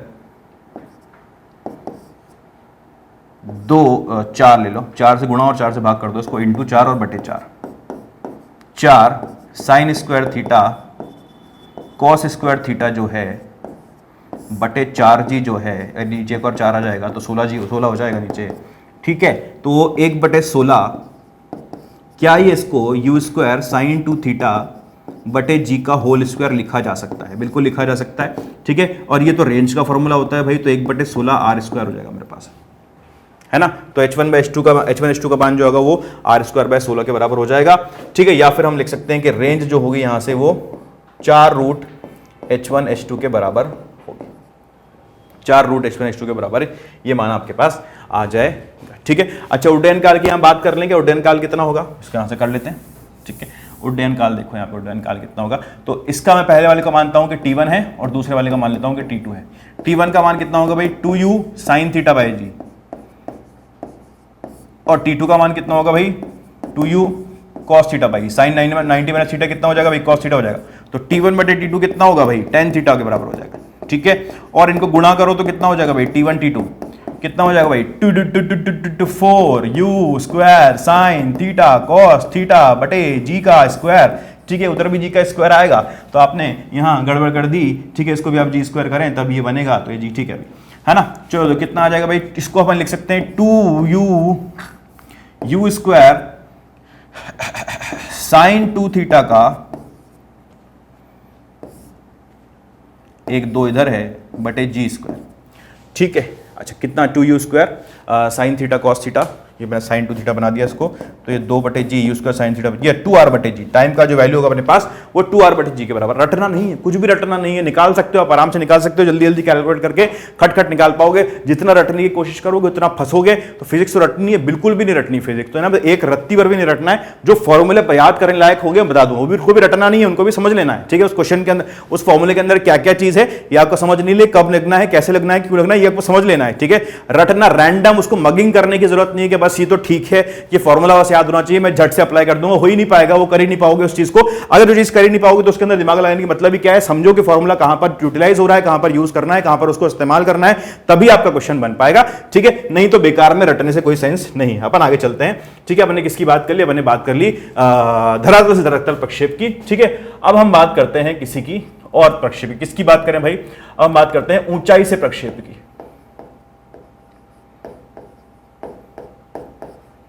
ऊंचाई से प्रक्षेप गति। अच्छा, ऊंचाई से प्रक्षेप में क्या होगा भाई, ऊंचाई से प्रक्षेप में आपके पास 3 केस बन सकते हैं। मैं साथ में लेके चल रहा हूं तीनों केसेस को और आपको समझाता चल रहा हूं। ठीक है, मान लीजिए कि आपके पास ये बिल्डिंग है या कोई ऊंचाई है, किसी भी हाइट से, टीले विले से, कहीं से भी एक मीनार से आपने कुछ पार्टिकल एक गेंद को फेंका है। ठीक है, आप इस तरह से गेंद को बिल्कुल क्षैतिज में, क्षैतिज दिशा में फेंक सकते हो यू वेग देकर। ठीक है, दूसरी बात ऐसे कर सकते हो आपके पास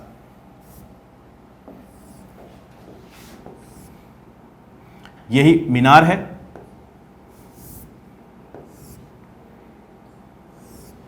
ठीक है, कुतुब मीनार है ये, और यहां से आपने इस तरह से प्रक्षेपित किया है किसी कोण पर। और तीसरी बात, आप ऐसे प्रक्षेपण कर सकते हो,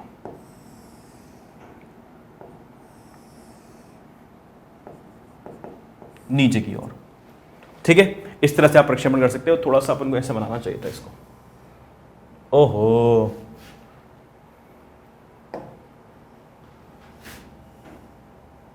ठीक है, यहां से ऊपर, ठीक है, और फिर इसको और रब कर दे भैया।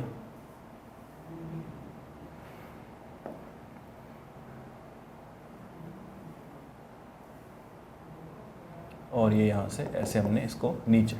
ठीक है, यहां देखोगे आप बिल्कुल क्षैतिज के साथ 0 डिग्री का कोण बना रहा है ना, मीनार के साथ जो क्षैतिज है वहां से 0 डिग्री का कोण बना रहा है जब जिस आपने फेंका है। ठीक है, यहाँ पर क्षैतिज के साथ कुछ थीटा डिग्री का कोण बन रहा है पॉजिटिव में, और यहाँ पर क्षैतिज के साथ जो कोण बन रहा है वो कितना बन रहा है, थीटा डिग्री कोण बन रहा है नेगेटिव में। ठीक है, टेंशन लेने की कोई बात नहीं है। जो अपन ने पिछली क्लास में सीखा था, जो अपन ने सरल रेखा में गति में सीखा था, उसी को हम यहाँ पर देखेंगे। हम क्या करेंगे, हम मूल बिंदु, हम जहां से फेंका है उसको मूल बिंदु मानेंगे। जहां से फेंका है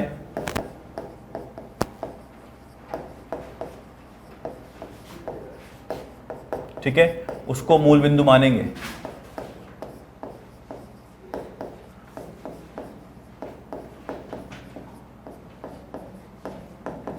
ठीक है, और अगर मूल बिंदु से ऊपर फेंका है तो पॉजिटिव, मूल बिंदु से नीचे तो नेगेटिव, खत्म बात। मूल बिंदु से ऊपर अगर आपके पास कोई दिशा आ रही है तो वो क्या होगा, पॉजिटिव यानी कि धनात्मक होगा। ठीक है, और मूल बिंदु से नीचे होगा तो धनात्मक और ऋणात्मक।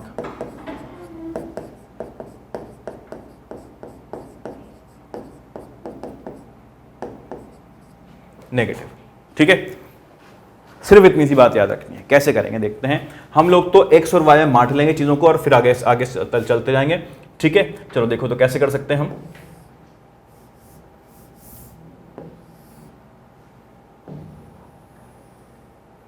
ये आपकी मीनार है, चलो है तो है। यहां से आपने लिया है, आपके पास एक गेंद है जिसको आपने इधर 90 डिग्री प्रक्षेपित 90 डिग्री कह रहा हूं, 34 से 0 डिग्री पर आपने प्रक्षेपित किया है। ठीक है, अच्छा अब क्या करना है, हमें सिर्फ एक्स और वाई को अलग अलग करना है, और मुझे इस मीनार की हाइट दे रखी है कि h हाइट है इसकी। ठीक है, अच्छा मैं एक्स और वाई अलग अलग कर लेता हूं। एक्स और वाई मुझे दे रखा है, एक्स में आपने यू एक्स आपको कितना हो जाएगा, ये आपने यू से इसको प्रक्षेपित किया है, एक्स दिशा का जो वेग होगा वो हो जाएगा यू। क्या इस गेंद के पास वाई दिशा में कोई वेग है? क्या वाई दिशा की तरफ नीचे की तरफ कोई वेग है? इसके पास नहीं है। ठीक है, तो यानी कि यू आई का मान कितना हो जाएगा, यू आई का मान हो जाएगा 0। क्या इस गेंद के पास x दिशा में कोई त्वरण है? क्या x दिशा में कोई त्वरण है, या पूरा का पूरा जो त्वरण है वो सिर्फ नीचे की तरफ है जो कि g के बराबर है? x दिशा में कोई त्वरण नहीं है, यानी कि x का मान हो जाएगा 0 और ay का जो मान होगा वो होगा -g। ये चार चीजें आपको काफी हैं सारी कैलकुलेशन करने के लिए। सारी की सारी कैलकुलेशन आप इन चारों चीजों का इस्तेमाल करके यूज करके कर सकते हो और आप अपना आंसर निकाल सकते हो। पूछा क्या जा सकता है आपके अंदर, आपको क्वेश्चन के अंदर क्या पूछा सकता है, आपको बोलेगा कि भाई इस तरह से आपने प्रक्षेपित किया है तो कुछ यहां पर आकर गिरेगा, ये परवलयिक पथ लेगा और यहां पर आकर ये गिरेगा। ठीक है, अगर यहां पर आकर ये गिर रहा है तो इसका मान जो होगा वो कितना हो जाएगा, x। तो पता करो कि ये x कितना होगा, ये आपसे पूछा जाता है। ठीक है, तो कैसे पता करेंगे x भाई, हमारे पास दो दिशाएं हैं, x दिशा और y दिशा, तो दोनों ही दिशा में हम क्या कर सकते हैं, दोनों ही दिशा में हम जो समीकरण है उनको लगा सकते हैं, उन समीकरणों को हम लगाएंगे। ठीक है, ax बराबर 0 कैसे करेंगे भाई, पहले हम बात करते हैं x दिशा की। x दिशा में जब मैं समीकरण लगाता हूं तो मैं बोलूंगा कि x का जो मान होगा वो ux into T plus half ax into T square के बराबर होगा। अब यहां आप देख सकते हो कि x का मान तो 0 है, अगर x का मान 0 है तो भाई ये पूरा मान 0 हो जाएगा। x का मान जो होगा वो x बराबर ux इंटू टी के बराबर आएगा। ठीक है, x दिशा में अपन इस तरह से लगाएंगे। बात करते हैं y दिशा की, तो y दिशा में आप देखो, y दिशा में आप देखोगे, y दिशा में आपके पास इक्वेशन जो बनेगी वो क्या बनेगी, y बराबर U Y T plus half A Y T square, half A Y T square. ठीक है, देखो मूल बिंदु से नीचे की ओर है आपकी हाइट, जो विस्थापन है मूल बिंदु से नीचे की तरफ हो रहा है, तो -h बराबर ui का मान तो 0 है तो ये 0, और ये 1/2 ay का मान -g है और ये t स्क्वायर है। ठीक है, तो ये माइनस से माइनस कटेगा, h का जो मान आएगा वो 1/2 gt स्क्वायर आ जाएगा।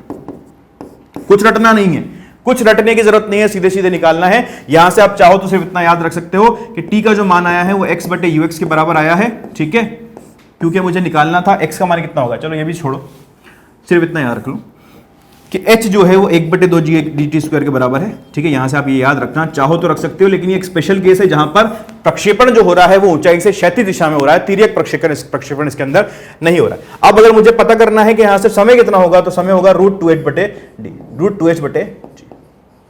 ठीक है, तो आप देखोगे x का जो मान आएगा यहां से ux इंटू टी यानी कि √2h/g के बराबर आ जाएगा। अब अगर आपको डेटा दिया होता, बोला था h जो है 500 मीटर है, जो u है जो है 50 मीटर प्रति सेकंड है, कुछ भी आपको दे देता तो आप आंसर निकाल सकते थे, कैलकुलेट उसको कर सकते थे। ठीक है, अच्छा एक चीज हम फिर से देख लेते हैं, चलो पहले तिर्यक ही पढ़ लेते हैं, तिर्यक प्रक्षेपण में देख लेते हैं। ये आपकी मीनार थी,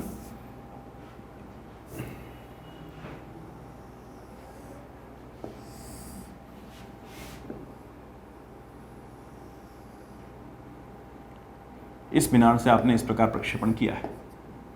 ठीक है, एंगल जो है आपको थीटा दिया है ना। अब आप क्या लिखोगे भाई, अब आप क्या लिखोगे, आपके पास x दिशा में भी वेग है और y दिशा में भी वेग है। x दिशा का जो आपके पास वेग है वो ux का मान जो है वो u cos थीटा है, और ui का जो मान है वो u sin थीटा है। ax का जो मान है वो अभी भी 0 है और ay का जो मान है वो -g के बराबर है। ठीक है, इन चारों को यूज करके इक्वेशन बना के आप सारी की चीज कैलकुलेट कर सकते। ठीक है, आई बात समझ में, चलो आगे बढ़ते हैं फिर अभी। ठीक है भाई, तो इसके ऊपर अभी एग्जांपल करके हम देखेंगे, एक छोटी सी चीज हम देखते हैं, वापस से आते हैं अपने धरातल से धरातल प्रक्षेपण पर। ठीक है, और एक चीज समझते हैं, पथ का समीकरण। पथ का समीकरण क्या होता है भाई, पथ का समीकरण, अरे पेन दे दो भाई हमें।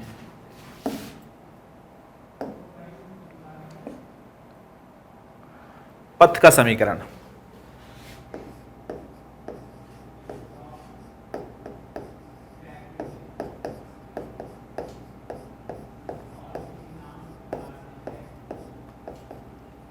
पथ का समीकरण मतलब क्या हुआ कि जिस पथ पर आपका प्रक्षेप चल रहा है उस पथ की इक्वेशन, उस पथ का समीकरण क्या है। ठीक है, तो पथ आपका ये होगा, इस तरह से परवलयिक पथ है, तो ये तो समझ में आ जाएगा कि हमारे पास जो अभी इक्वेशन आने वाली है, जो हमारे पास अभी समीकरण आएगा वो परवलयिक पथ का आएगा। लेकिन आएगा कैसे साहब, कैसे आएगा, उसको भी तो निकालना पड़ेगा ना।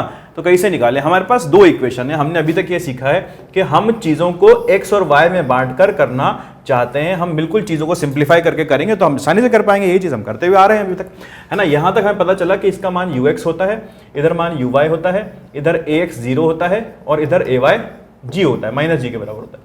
ये चीज हमें पता चली। ठीक है, यहां से मैंने दो समीकरण बना पाया। पहला समीकरण क्या बना मेरे पास, x बराबर ux इंटू टी, ठीक है, plus half x T square आता है, जो कि वो x 0 होने के कारण पूरा का पूरा 0 हो जाता है। ठीक है, वही मेरे पास y मिलेगा uy T plus 1/2 ay T square.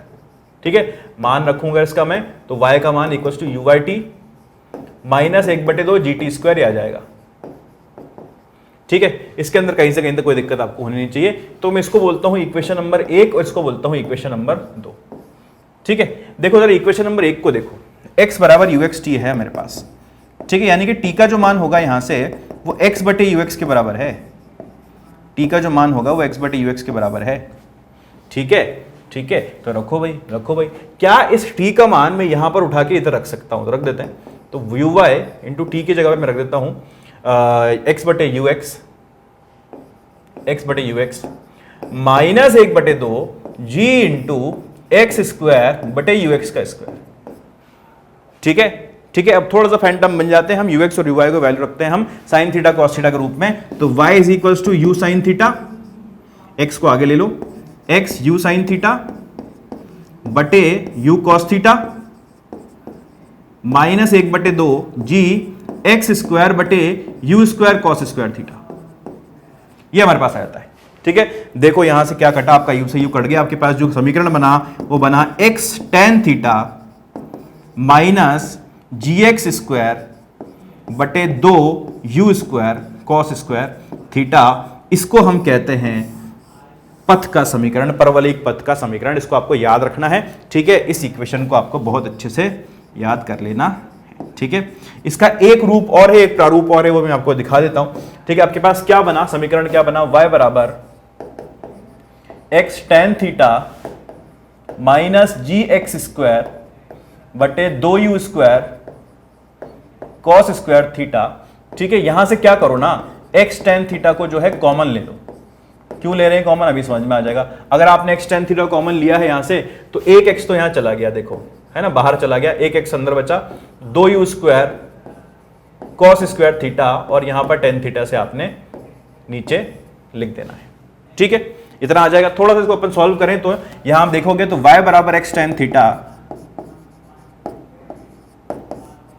1 minus जी एक्स बटे 2u square cos square theta sign theta बटे कॉस थीटा में इसको लिख सकता हूं ना, tan थीटा को। ये एक कॉस थीटा से एक कॉस थीटा उड़ जाएगा। क्या बचेगा मेरे पास, y बराबर x tan theta 1 minus x बटे u स्क्वायर साइन 2 थीटा। ये 2 साइन थीटा कॉस थीटा, जो उसको मैं क्या लिख दिया, साइन थीटा, और g को नीचे ले जाकर यहां पर लिख दिया। तो ये देखो क्या फॉर्मेट बन गया है इसका, y बराबर x tan थीटा, ठीक है, into 1 minus X by R. ठीक है, अगर आपको सीधा सीधा परास के रूप में इक्वेशन का क्वेश्चन दिया हो तो आपको सीधे सीधे ये लगा देना है, आपको निकाल देना है। ठीक है, मान लीजिए आपको थीटा बराबर दिया है 30 डिग्री, ठीक है, और बोला है कि परास जो है वो आपके पास है 5 मीटर। ठीक है, ऐसे रैंडम में ले रहा हूं कुछ भी। ठीक है, 30 डिग्री का, मान लो 45 डिग्री का आपको दिया है थीटा बराबर 45 डिग्री, और परास आपको दी है 5 मीटर की। ठीक है, या 50 मीटर आपको परास दी है। ठीक है, 50 मीटर आपको परास दी है, और आपसे पूछा गया है कि बताइए के अगर x का मान 10 मीटर हो तो इसके लिए y का मान क्या होगा। तो क्या है इसके अंदर, एक्स वाई रखो, थीटा बीटा रखो, इसी इक्वेशन से आपको एक्स और वाई के जो निर्देशांक है वो मिल जाएंगे, उसको आप कैलकुलेट कर सकते हो। देखो y बराबर x का मान क्या रखूं 10 tan 45 डिग्री,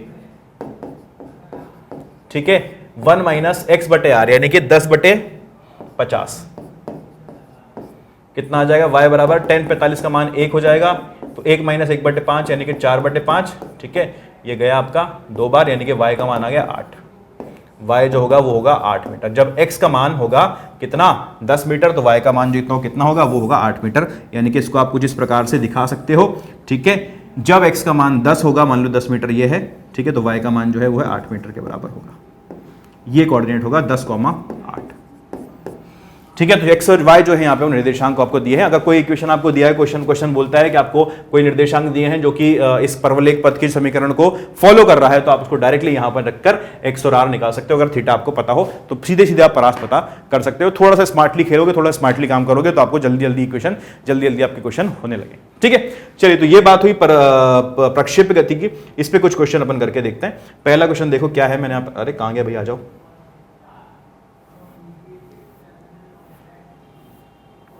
आ जाओ, आओ आओ, जल्दी जल्दी आओ, जल्दी जल्दी आओ, ये रहा, ठीक है। 75 डिग्री कोण पर प्रक्षेपित कोण की परास 0.5 किलोमीटर है। जब इसको इसी चाल से 45 डिग्री पर प्रक्षेपित किया जाए तो परास क्या होगी, ठीक है। क्या बोल रहे हैं देखो, 75 डिग्री कोण पर प्रक्षेपित कोण की परास 0.5 किलोमीटर है।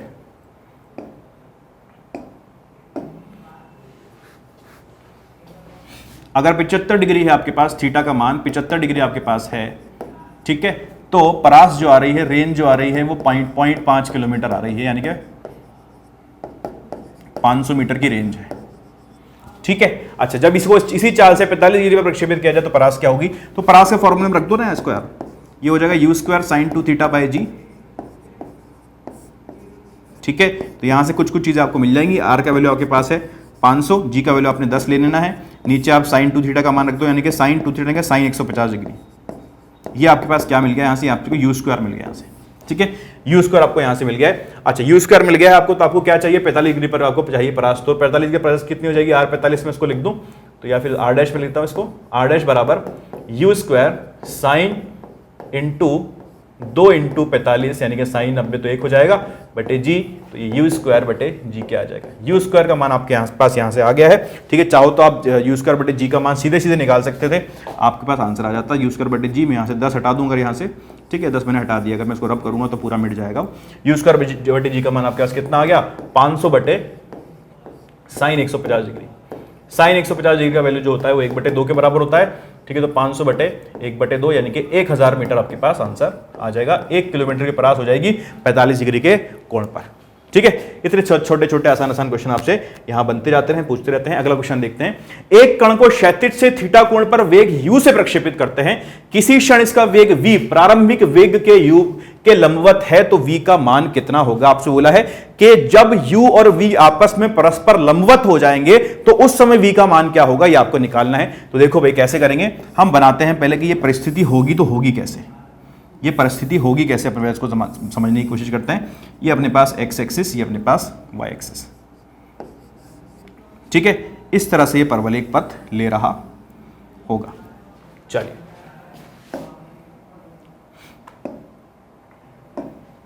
ठीक है। अच्छा, ये आपका प्रारंभिक वेग है जिसको मैं किससे u से तो दर्शाता हूं, ठीक है, और ये थीटा आपके पास कोण है ना। कुछ समय बाद क्या वेग इस तरफ हो जाएगा, यहां पर मान लेता हूं कि ये v वेग है और ये कितने एंगल पर आ गया है, ये किसी एंगल पर आ गया है, जिस एंगल को मैं बोलता हूं कि ये यहां क्षैतिज से कोई फाई एंगल बना रहा है, ठीक है। क्षैतिज से कोई फाई एंगल बना रहा है। क्या बोल सकता हूं मैं, के v cos फाई इसका कंपोनेंट होगा, घटक होगा, और ये वाला घटक जो होगा वो v sin फाई के बराबर होगा। v cos फाई और v sin फाई मेरे पास यहां पर आ जाएगा, ठीक है। मुझे पता करना है जब परस्पर लंबवत हो जाए ये दोनों तो वेग क्या होगा, तो वेग का मान क्या होगा, ठीक है। चलिए कैसे करें इसको, हम क्या देखते हैं। अच्छा, u को भी हम लिख सकते हैं क्या क्या, u cos थीटा और इधर u sin theta, u cos theta और u sin थीटा, ठीक है। चलिए देखिए, अब जानते हैं हम कि x दिशा का जो वेग है वो तो नहीं बदलेगा, x दिशा का वेग नहीं बदलता, तो x दिशा में आप कह सकते हो कि v cos फाई का जो मान होगा वो u cos थीटा के बराबर होगा। v cos फाई का जो मान होगा वो u cos थीटा के बराबर होगा। ठीक है, अच्छा देखो ये जो वेग है हमारे पास, क्या ये दो सदिश हैं? अगर ये दो सदिश हैं तो क्या मैं इनको इस प्रकार से देख सकता हूं कि ये u वेग है, ठीक है, ये आपके पास u वेग है, और मैं इस v को उठाकर यहां पर देखूं, ठीक है, तो इनके बीच का जो कोण होगा मैं इस v को यहां पर लेकर आ जाता हूं, तो v कुछ इस प्रकार से होगा, ठीक है। u और क्षैतिज का एंगल कितना है? थीटा, और v और क्षैतिज का एंगल कितना है? फाई, ठीक है। तो आप देख सकते हो कि यहां पे जब ये आप परस्पर लंबवत हैं तो थीटा प्लस फाई का मान जो होगा वो 90 डिग्री के बराबर होगा, यानी कि फाई का मान जो होगा वो 90 माइनस थीटा के बराबर होगा। तो आपको फाई का मान यहां रख देना है, तो कितना हो जाएगा आपके पास? u cos 90 माइनस थीटा बराबर u cos थीटा, ठीक है। तो v साइन थीटा बराबर u cos थीटा, यानी कि v का जो मान होगा वो u cos थीटा बटे साइन थीटा हो जाएगा, जो कि u cot थीटा के बराबर हो जाएगा।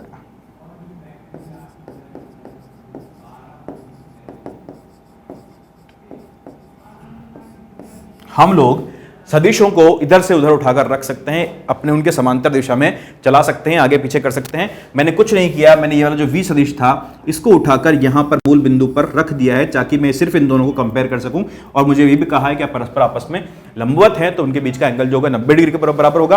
और ऐसे देखता हूं तो इनके बीच का जो कोण आ रहा है वो फाइव थीटा प्लस फाइव के बराबर आ रहा है, तो थीटा प्लस फाइव जो है वो 90 डिग्री के बराबर हो जाएगा। बहुत प्यारा क्वेश्चन है ये, ठीक है। इसके अंदर समय निकालने को भी बोला जाता है कई बार कि आप समय बताइए कि कितने समय बाद जो होगा ये लंबवत हो जाएगा। तो समय निकालने के लिए आपने कुछ नहीं करना है, आपने सिर्फ ये इक्वेशन यूज करनी है, vy is equal to uy minus dt। v का मान आपको मैं दे चुका हूं, यहां पर v का मान आपको मिल चुका है, ठीक है। uy का मान आपके पास है, यहां से इस इक्वेशन से आपको सिर्फ और सिर्फ t का मान निकालना है, ठीक है। चलिए आगे चलते हैं, ये खुद से आप करके देखिएगा, इसमें t का मान निकाल के देखिएगा, आंसर आ जाएगा। बहुत प्यारा सा क्वेश्चन है ये।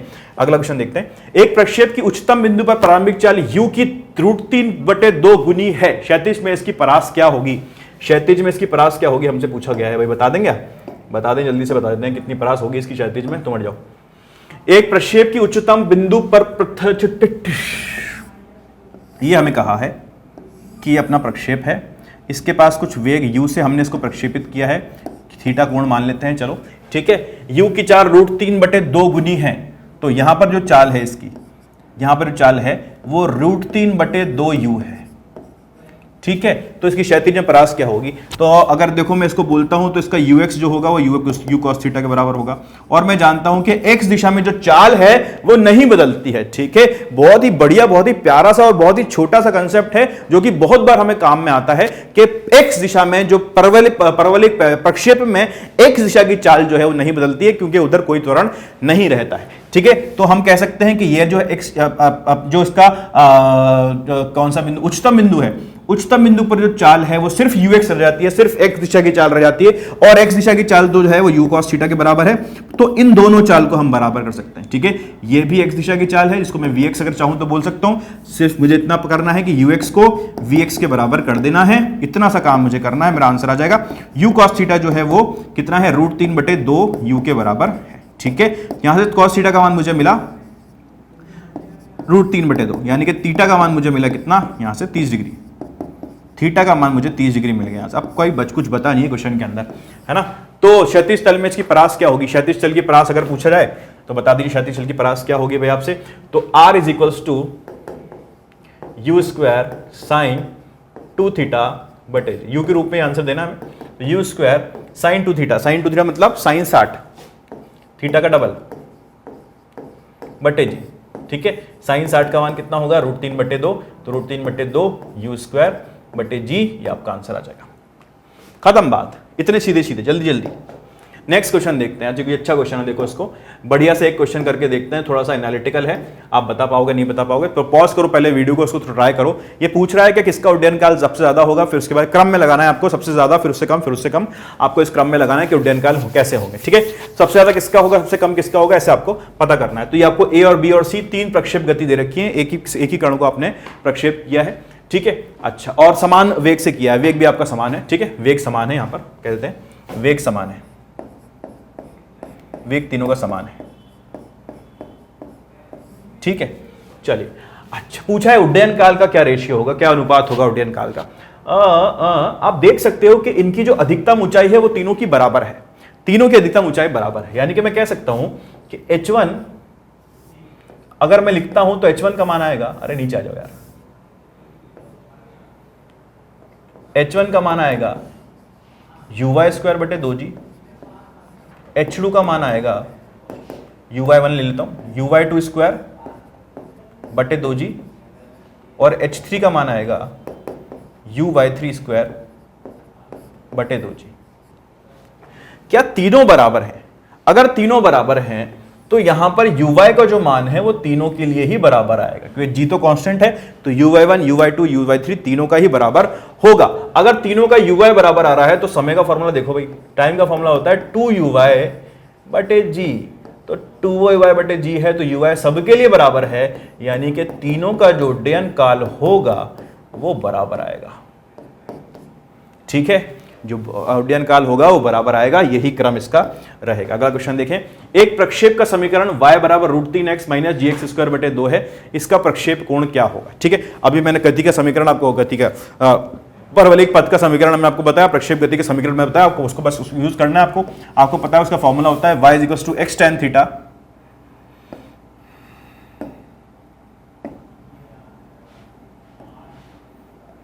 y बराबर x tan theta minus gx² बटे 2u² cos² थीटा। ठीक है, रखो तो इसको फॉर्मूले में, या इसको कंपेयर करो तो y = √3x माइनस gx² बटे, यहां से आप देख सकते हो साफ साफ tan थीटा का मान जो है वो √3 के बराबर आ रहा है, tan थीटा का मान जो है वो √3 के बराबर आ रहा है, थीटा का जो मान होगा वो 60 डिग्री के बराबर आ जाएगा। इतने बढ़िया डायरेक्ट क्वेश्चंस आपके पूछे जाते हैं, जल्दी जल्दी आप इनको कर पाते हैं, मतलब आपको बस कंसेप्ट पता होना चाहिए क्या लगाना है, आप जल्दी से इसको कर पाओगे। क्या था इसके अंदर, कुछ भी नहीं था। अगर इसके अंदर आपसे वेलोसिटी वेग भी पूछा जाता तो आपको पता होता कि 2u² cos² थीटा का मान जो है वो 2 के बराबर दे रखा है। ठीक है, ये देखो, इसको देखो, ये 2 के बराबर दे रखा है आपको। ठीक है, अगर ये 2 के बराबर है, थीटा का मान आपको यहां से पता चल चुका है, तो चलो भाई 2u² cos² 60 डिग्री का मान जो है वो 2 के बराबर है, 2 से 2 कटेगा, u² का मान जो होगा वो 1 बटे cos² 60 डिग्री के बराबर आ जाएगा। ठीक है, तो 1 बटे cos² 60 डिग्री का मान कितना होगा भाई, 1 बटे 2 यानी कि 4 मीटर पर सेकेंड आपके पास u का मान, अच्छा स्क्वायर में ना, तो 2 मीटर पर सेकेंड आपके पास आ जाएगा, 2 मीटर पर सेकेंड आपके पास u का मान आ जाएगा। ठीक है, खैर वो अलग बात है, जो पूछा गया था हमने वो झट से निकाल लिया और आंसर बता दिया। नेक्स्ट क्वेश्चन देखते हैं, एक कण को क्षैतिज से थीटा कोण पर u वेग से प्रक्षेपित करते हैं। ठीक है, जब कण पथ पे उच्चतम बिंदु पर पहुंचता है तो उसका वेग में परिवर्तन का मान क्या होगा, इसके वेग में परिवर्तन क्या आएगा जब ये उच्चतम बिंदु पर पहुंच जाएगा। एक कण को क्षैतिज से थीटा कोण पर u वेग से प्रक्षेपित करते हैं, तो बना लेते हैं, थीटा कोण पर u वेग से प्रक्षेपित हम कर देंगे इसको।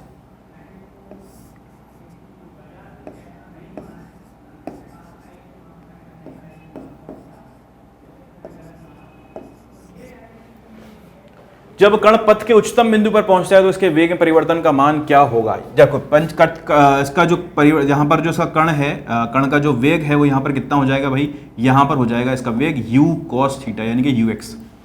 ठीक है, सिर्फ ऊपर जो है सिर्फ ux रह जाएगा, बाकी जो vy जो होता है वो जो हो जाएगा शून्य, जो vx है वो ux के बराबर रहेगा। यहां पर अपन लिख लेते हैं इसको एक बार, vx जो है वो ux के बराबर होगा। ठीक है, हमें परिवर्तन चाहिए, वेग में परिवर्तन चाहिए, तो वेग में परिवर्तन क्या होगा भाई, v final minus v initial. अब इसको थोड़ा सा सदिश इस्तेमाल कर लेते हैं, अपना आंसर आ जाएगा। ठीक है, देखो तो कितना आएगा भाई, यहाँ देखो तो ये हो जाएगा ux i कैप, और इसको आप लिख सकते हो uy j कैप। तो जो प्रारंभिक वेग है उसको हम ux i कैप और uy j कैप के रूप में लिख सकते हैं। ठीक है, इसको अपन लिखते हैं v vector minus u vector, ऐसे लिखते हैं। ठीक है, जो अंतिम वेग यहां पर होगा वो कितना हो जाएगा भाई, vx i कैप, vy तो है ही नहीं, ठीक है शून्य है, माइनस u का मान देखो तो ux i cap plus uy j cap. ठीक है ना भाई, तो आपके पास कितना आ जाएगा भाई, vx का मान, vx का मान देखो, vx का मान तो ux के बराबर है, तो ux i cap minus ux i cap minus uy j cap. ठीक है, ये कटा, परिवर्तन जो आपके पास आया वो माइनस uy j कैप के बराबर आया। ठीक है, अगर लिखना चाहते हो तो उसको माइनस u साइन थीटा ये आपके पास आ जाएगा आंसर में। This will be your answer. इतना इसके अंदर परिवर्तन आया है। ठीक है, चलिए अगली बात करते हैं, अगला क्वेश्चन देखते हैं। दो गेंदे ए तथा बी को क्रमशः यू तथा यू बटे दो चाल से प्रक्षेपित करते हैं। दोनों गेंदों का क्षैतिज परास समान है। यदि गेंद बी का क्षैतिज से प्रक्षेपण कोण 15 डिग्री है तो ए से प्रक्षेपण कोण का मान ज्ञात करो। अब सबसे पहले क्या होता है ना, बच्चा क्या देखता है कि इसके अंदर भैया परास समान आ रही है। अगर परास समान आ रही है इसके अंदर तो देखो ये दिया है 15 डिग्री, दूसरा होगा 75 डिग्री, जल्दी से आंसर मार्क कर देता है और खेल खत्म हो जाता है। ठीक है, इसके अंदर क्या हो रहा है, इसके अंदर जो वेग हैं दोनों के वो अलग अलग हैं भाई। इसका u है और इसका u बटे 2 है। अगर अलग अलग वेग हैं इनके तो आप इस प्रकार से इसको नहीं कर पाओगे। आपको करने के लिए इसको पूरा का पूरा सॉल्व करना पड़ेगा। देखो कैसे कर सकते हैं। अच्छा, पहले को देखते हैं। u तथा u बटे जो दो चाल से प्रक्षेपित करते हैं, दोनों गेंदों की क्षैतिज परास समान है, वो तो अलग अलग बनाएंगे। ठीक है, पहला मैंने ये बनाया। यदि गेंद बी को क्षैतिज से प्रक्षेपण कोण 15 डिग्री है, गेंद बी की बात बाद में करेंगे। इसको मैंने यू से प्रक्षेपित किया है और थीटा कोण मैंने इसको दिया है और इसका जो रेंज है, जो इसकी परास है, वो आर के बराबर है। दूसरे की मैं बात करता हूं तो दूसरा मेरे पास इस प्रकार से आएगा।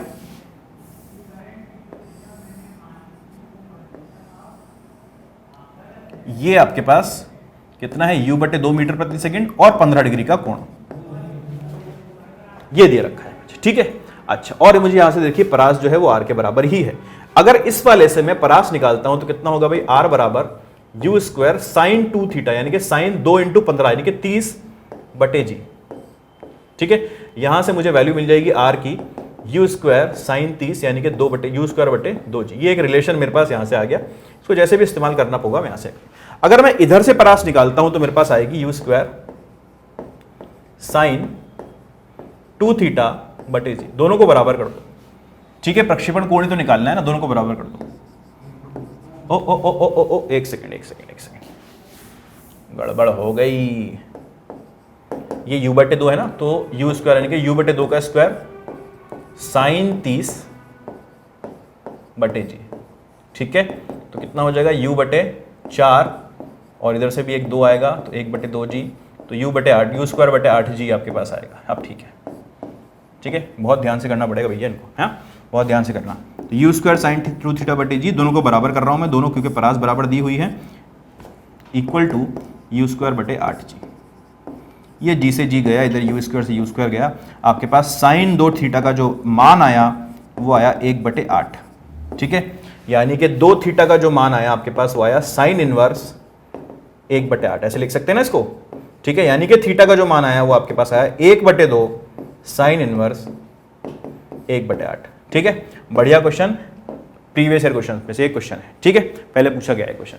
एक गेंद को किसी मीनार के शीर्ष से 36 से 30 डिग्री कोण पर ऊपर की ओर 50 मीटर प्रति सेकंड के साथ प्रक्षेपित करते हैं।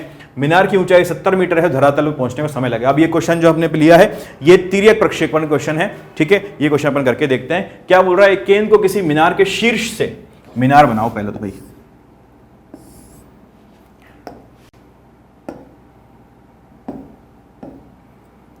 एक गेंद को किसी मीनार के शीर्ष से, मीनार के 2 कलर की मीनार है हमारे पास, ऐसे कितने कोण पर फेंक रहा है भाई, कितने कोण पर प्रक्षेपित किया है, 30 डिग्री कोण ऊपर की ओर 50 मीटर प्रति सेकंड।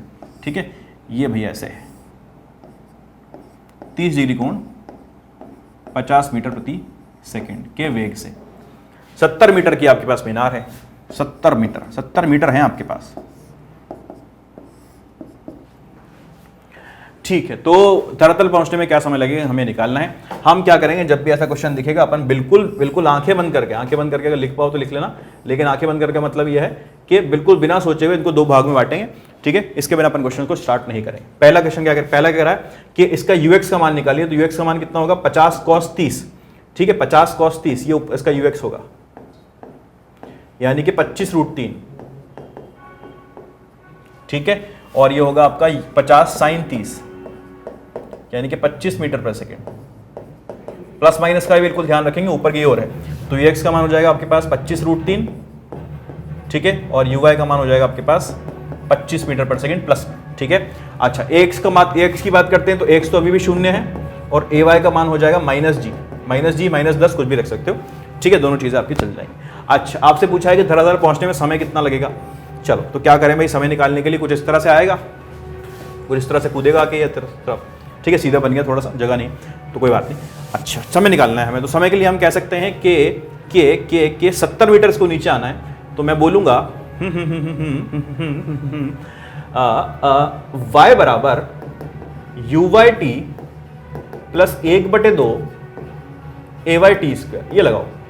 ठीक है, अब जहां से फेंकते हैं उसको मूल बिंदु लेते हैं, उसके नीचे वाली दिशा जो है, उसके नीचे वाले जितने भी इसकी दिशाएं हैं उन सबको नेगेटिव लेते हैं, तो विस्थापन जो है मूल बिंदु से नीचे हो रहा है, तो -70 बराबर यू वाई का मान कितना है 25 प्लस 25 है। ठीक है, टेंशन लेने की बात नहीं है, टी निकालना है, प्लस 1/2 ए वाई का मान -g भी रखना अपन ने, तो -10 रख लेते हैं डायरेक्टली। ठीक है, कोई दिक्कत की बात नहीं है। ठीक है, इक्वेशन बन जाएगी, तो -70 बराबर 25t -5t स्क्वायर। ठीक है, देखो आपके पास क्या बन रहा है, आपके पास कुछ तो बन रहा है। क्या बन रहा है भाई, आपके पास बन रहा है द्विघात समीकरण। तो कितना हो जाएगा ये, इसको उधर ले जाते हैं, तो -5t square plus 25t plus 70 बराबर 0। ठीक है, और अरेंज कर लो इसको, कॉमन भी आ जाएगा, -5 पहले तो माइनस हटा दो, 5t स्क्वायर -25t -70 बराबर 0। ठीक है, बस ये आएगा ना। ठीक है, 5t स्क्वायर नेगेटिव है, ये नेगेटिव हो जाएगा। ठीक है, ये पॉजिटिव, टी स्क्वायर -5t -14 बराबर 0, 7 दूनी 14, तो T square -7t plus 2t -14 बराबर 0। यहाँ से आपको मिला t -7 और t प्लस 2 बराबर 0, तो t का मान आपके पास आ गया। देखो कितना प्यारा आंसर आया है, 7 सेकंड, 7 सेकंड इसका आंसर आया। 7 सेकंड में धरातल से टकरा जाएगा। ठीक है, 7 सेकंड में धरातल से टकरा जाएगा। आई बात समझ में? चलिए, अच्छी बात है, बढ़िया बात है, अगर आ रहा है तो बहुत ही बढ़िया बात है। चलो अगला देखते हैं, अगला क्वेश्चन क्या कह रहा है कि किसी समय पर वेग प्रारंभिक वेग से 60 डिग्री का कोण बनाएगा। आपको बताना है किस समय पर ये स्थिति आपको दे रखी है, यहाँ से आपने प्रक्षेपित किया है 20/√3 मीटर प्रति सेकंड से, तो आपको बताना है कितने समय बाद ये 60 डिग्री का कोण बना रहा होगा। तो आप देखो यहाँ पर आपका जो वेग होगा, यहाँ पर जो वेग होगा, ठीक है, अतरंगी कलर ले लेते हैं कोई सा, यहां पर जो वेग होगा, मान लेते हैं यहां पर कोई वेग है, इस तरह से ऐसे वेग है। ठीक है, ओके, और ये जो है ये प्रारंभिक वेग तो इधर था, इसका मान यूए ले लेते हैं। ठीक है, अरे अब चल जाओ यार, और इसका मान वी है। ठीक है, और इनके बीच का जो वेग है, जो कोण है, वो है 60 डिग्री के बराबर है। ठीक है, तो आपसे पूछा गया है कि कितने समय बाद ये 60 डिग्री का कोण बना लेगा, कितने समय बाद 60 डिग्री कोण बना लेगा। ठीक है, तो बताओ भाई कितने समय बाद 60 डिग्री कोण बनाएगा। एक चीज तो हमें समझ में आती है कि जो एक्स दिशा में वेग का मान है वो नहीं बदलेगा, एक्स दिशा में वेग तो नहीं बदलेगा। मतलब अगर मैं इसको एक्स दिशा में निकालूं तो ये कितना हो जाएगा, v cos 60, तो v cos 60 तो u के बराबर ही रहेगा, v cos 60 तो u के बराबर ही रहेगा, इसमें कोई चेंज नहीं आएगा। v cos 60 की वैल्यू 1/2, u का मान आपको दे रखा है 20/√3। ठीक है, तो v का मान कितना आ गया आपके पास, 40/√3 मीटर प्रति सेकंड। ये तो आपके पास वेग का मान आ गया। ठीक है, अच्छा चलो बढ़िया बात है। अब आपसे ये भी कहा है कि समय निकालिए, तो समय निकालने के लिए आप क्या करेंगे, आप बोलेंगे v को मैंने दो भाग में किया था, तो इधर तो आया था vx और इधर आएगा vy। अब vy की y दिशा में अगर इक्वेशन लगाता हूं तो मुझे पता चलेगा vy बराबर uy t -1/2 ay t square. ठीक है, या फिर इससे जरूरत नहीं है इसकी, तो vy बराबर uy प्लस ay t, पहली इक्वेशन से हो जाएगा। ठीक है, vy का मान कितना होगा भाई, vy का मान होगा, vy का मान कितना होगा, इसका y दिशा में निकाल लो, यानी कि vy होगा v sin 37, वो v sin 60, v कितना आया 40/√3, और sin 60 कितना है भाई एक पास 1/√3/2, √3 से √3 गया है, 20 पर गया, vy का मान आ गया 20 मीटर प्रति सेकंड। ठीक है, ऊपर के नीचे की तरफ आ रहा है, तो यहाँ के लिखोगे -20 बराबर uy कितना है, y दिशा में कोई वेग है कोई नहीं है, 0। ay का मान -10। ठीक है, t का मान, t निकालना है, तो कितना हो जाएगा, -20 बराबर -10t। ठीक है, t बराबर 2 सेकेंड। साइन कन्वेंशन बहुत अच्छे से आपको ध्यान रखना है। मैं जाते जाते एक बार फिर से रिपीट कर रहा हूं कि मूल बिंदु जहां आपने लिया है उसके ऊपर की दिशाएं सारी पॉजिटिव, उसके नीचे की दिशाएं सारी नेगेटिव, सिर्फ इतना ध्यान रखना है, ठीक है। ऊपर फेंक रहे हो, ठीक है, तो यू पॉजिटिव आ जाएगा, नीचे फेंक रहे हो तो यू नेगेटिव आ जाएगा, ठीक है। अब ऐसे कई बार किताबों में क्या कंफ्यूज करने के लिए होता है कि जी आपने नीचे फेंक रहे हो तो जी पॉजिटिव ले रहे हो, ठीक है, ऊपर फेंक रहे हो तो जी नेगेटिव ले रहे हो। कुछ नहीं करना, सिर्फ मूल बिंदु लेना है, मूल बिंदु मान लेना है, मूल बिंदु उस बिंदु को मान लेना है, मूल बिंदु जहां से आपने प्रक्षेपण किया है, जहां से आपने फेंका है, चाहे गुरुत्व के अधीन गति पढ़ रहे हो, चाहे या फिर ये पढ़ रहे हो, चाहे कुछ भी कर रहे हो, ठीक है। आपको साइन कन्वेंशन इस प्रकार मानना है कि जहां से आपने थ्रो किया है, जहां से आपने फेंका है, उसको मूल बिंदु लेना है, ऊपर पॉजिटिव नीचे नेगेटिव। विस्थापन के लिए अगर विस्थापन नीचे हो रहा है तो नेगेटिव, विस्थापन ऊपर हो रहा है तो पॉजिटिव, खत्म बात, ठीक है।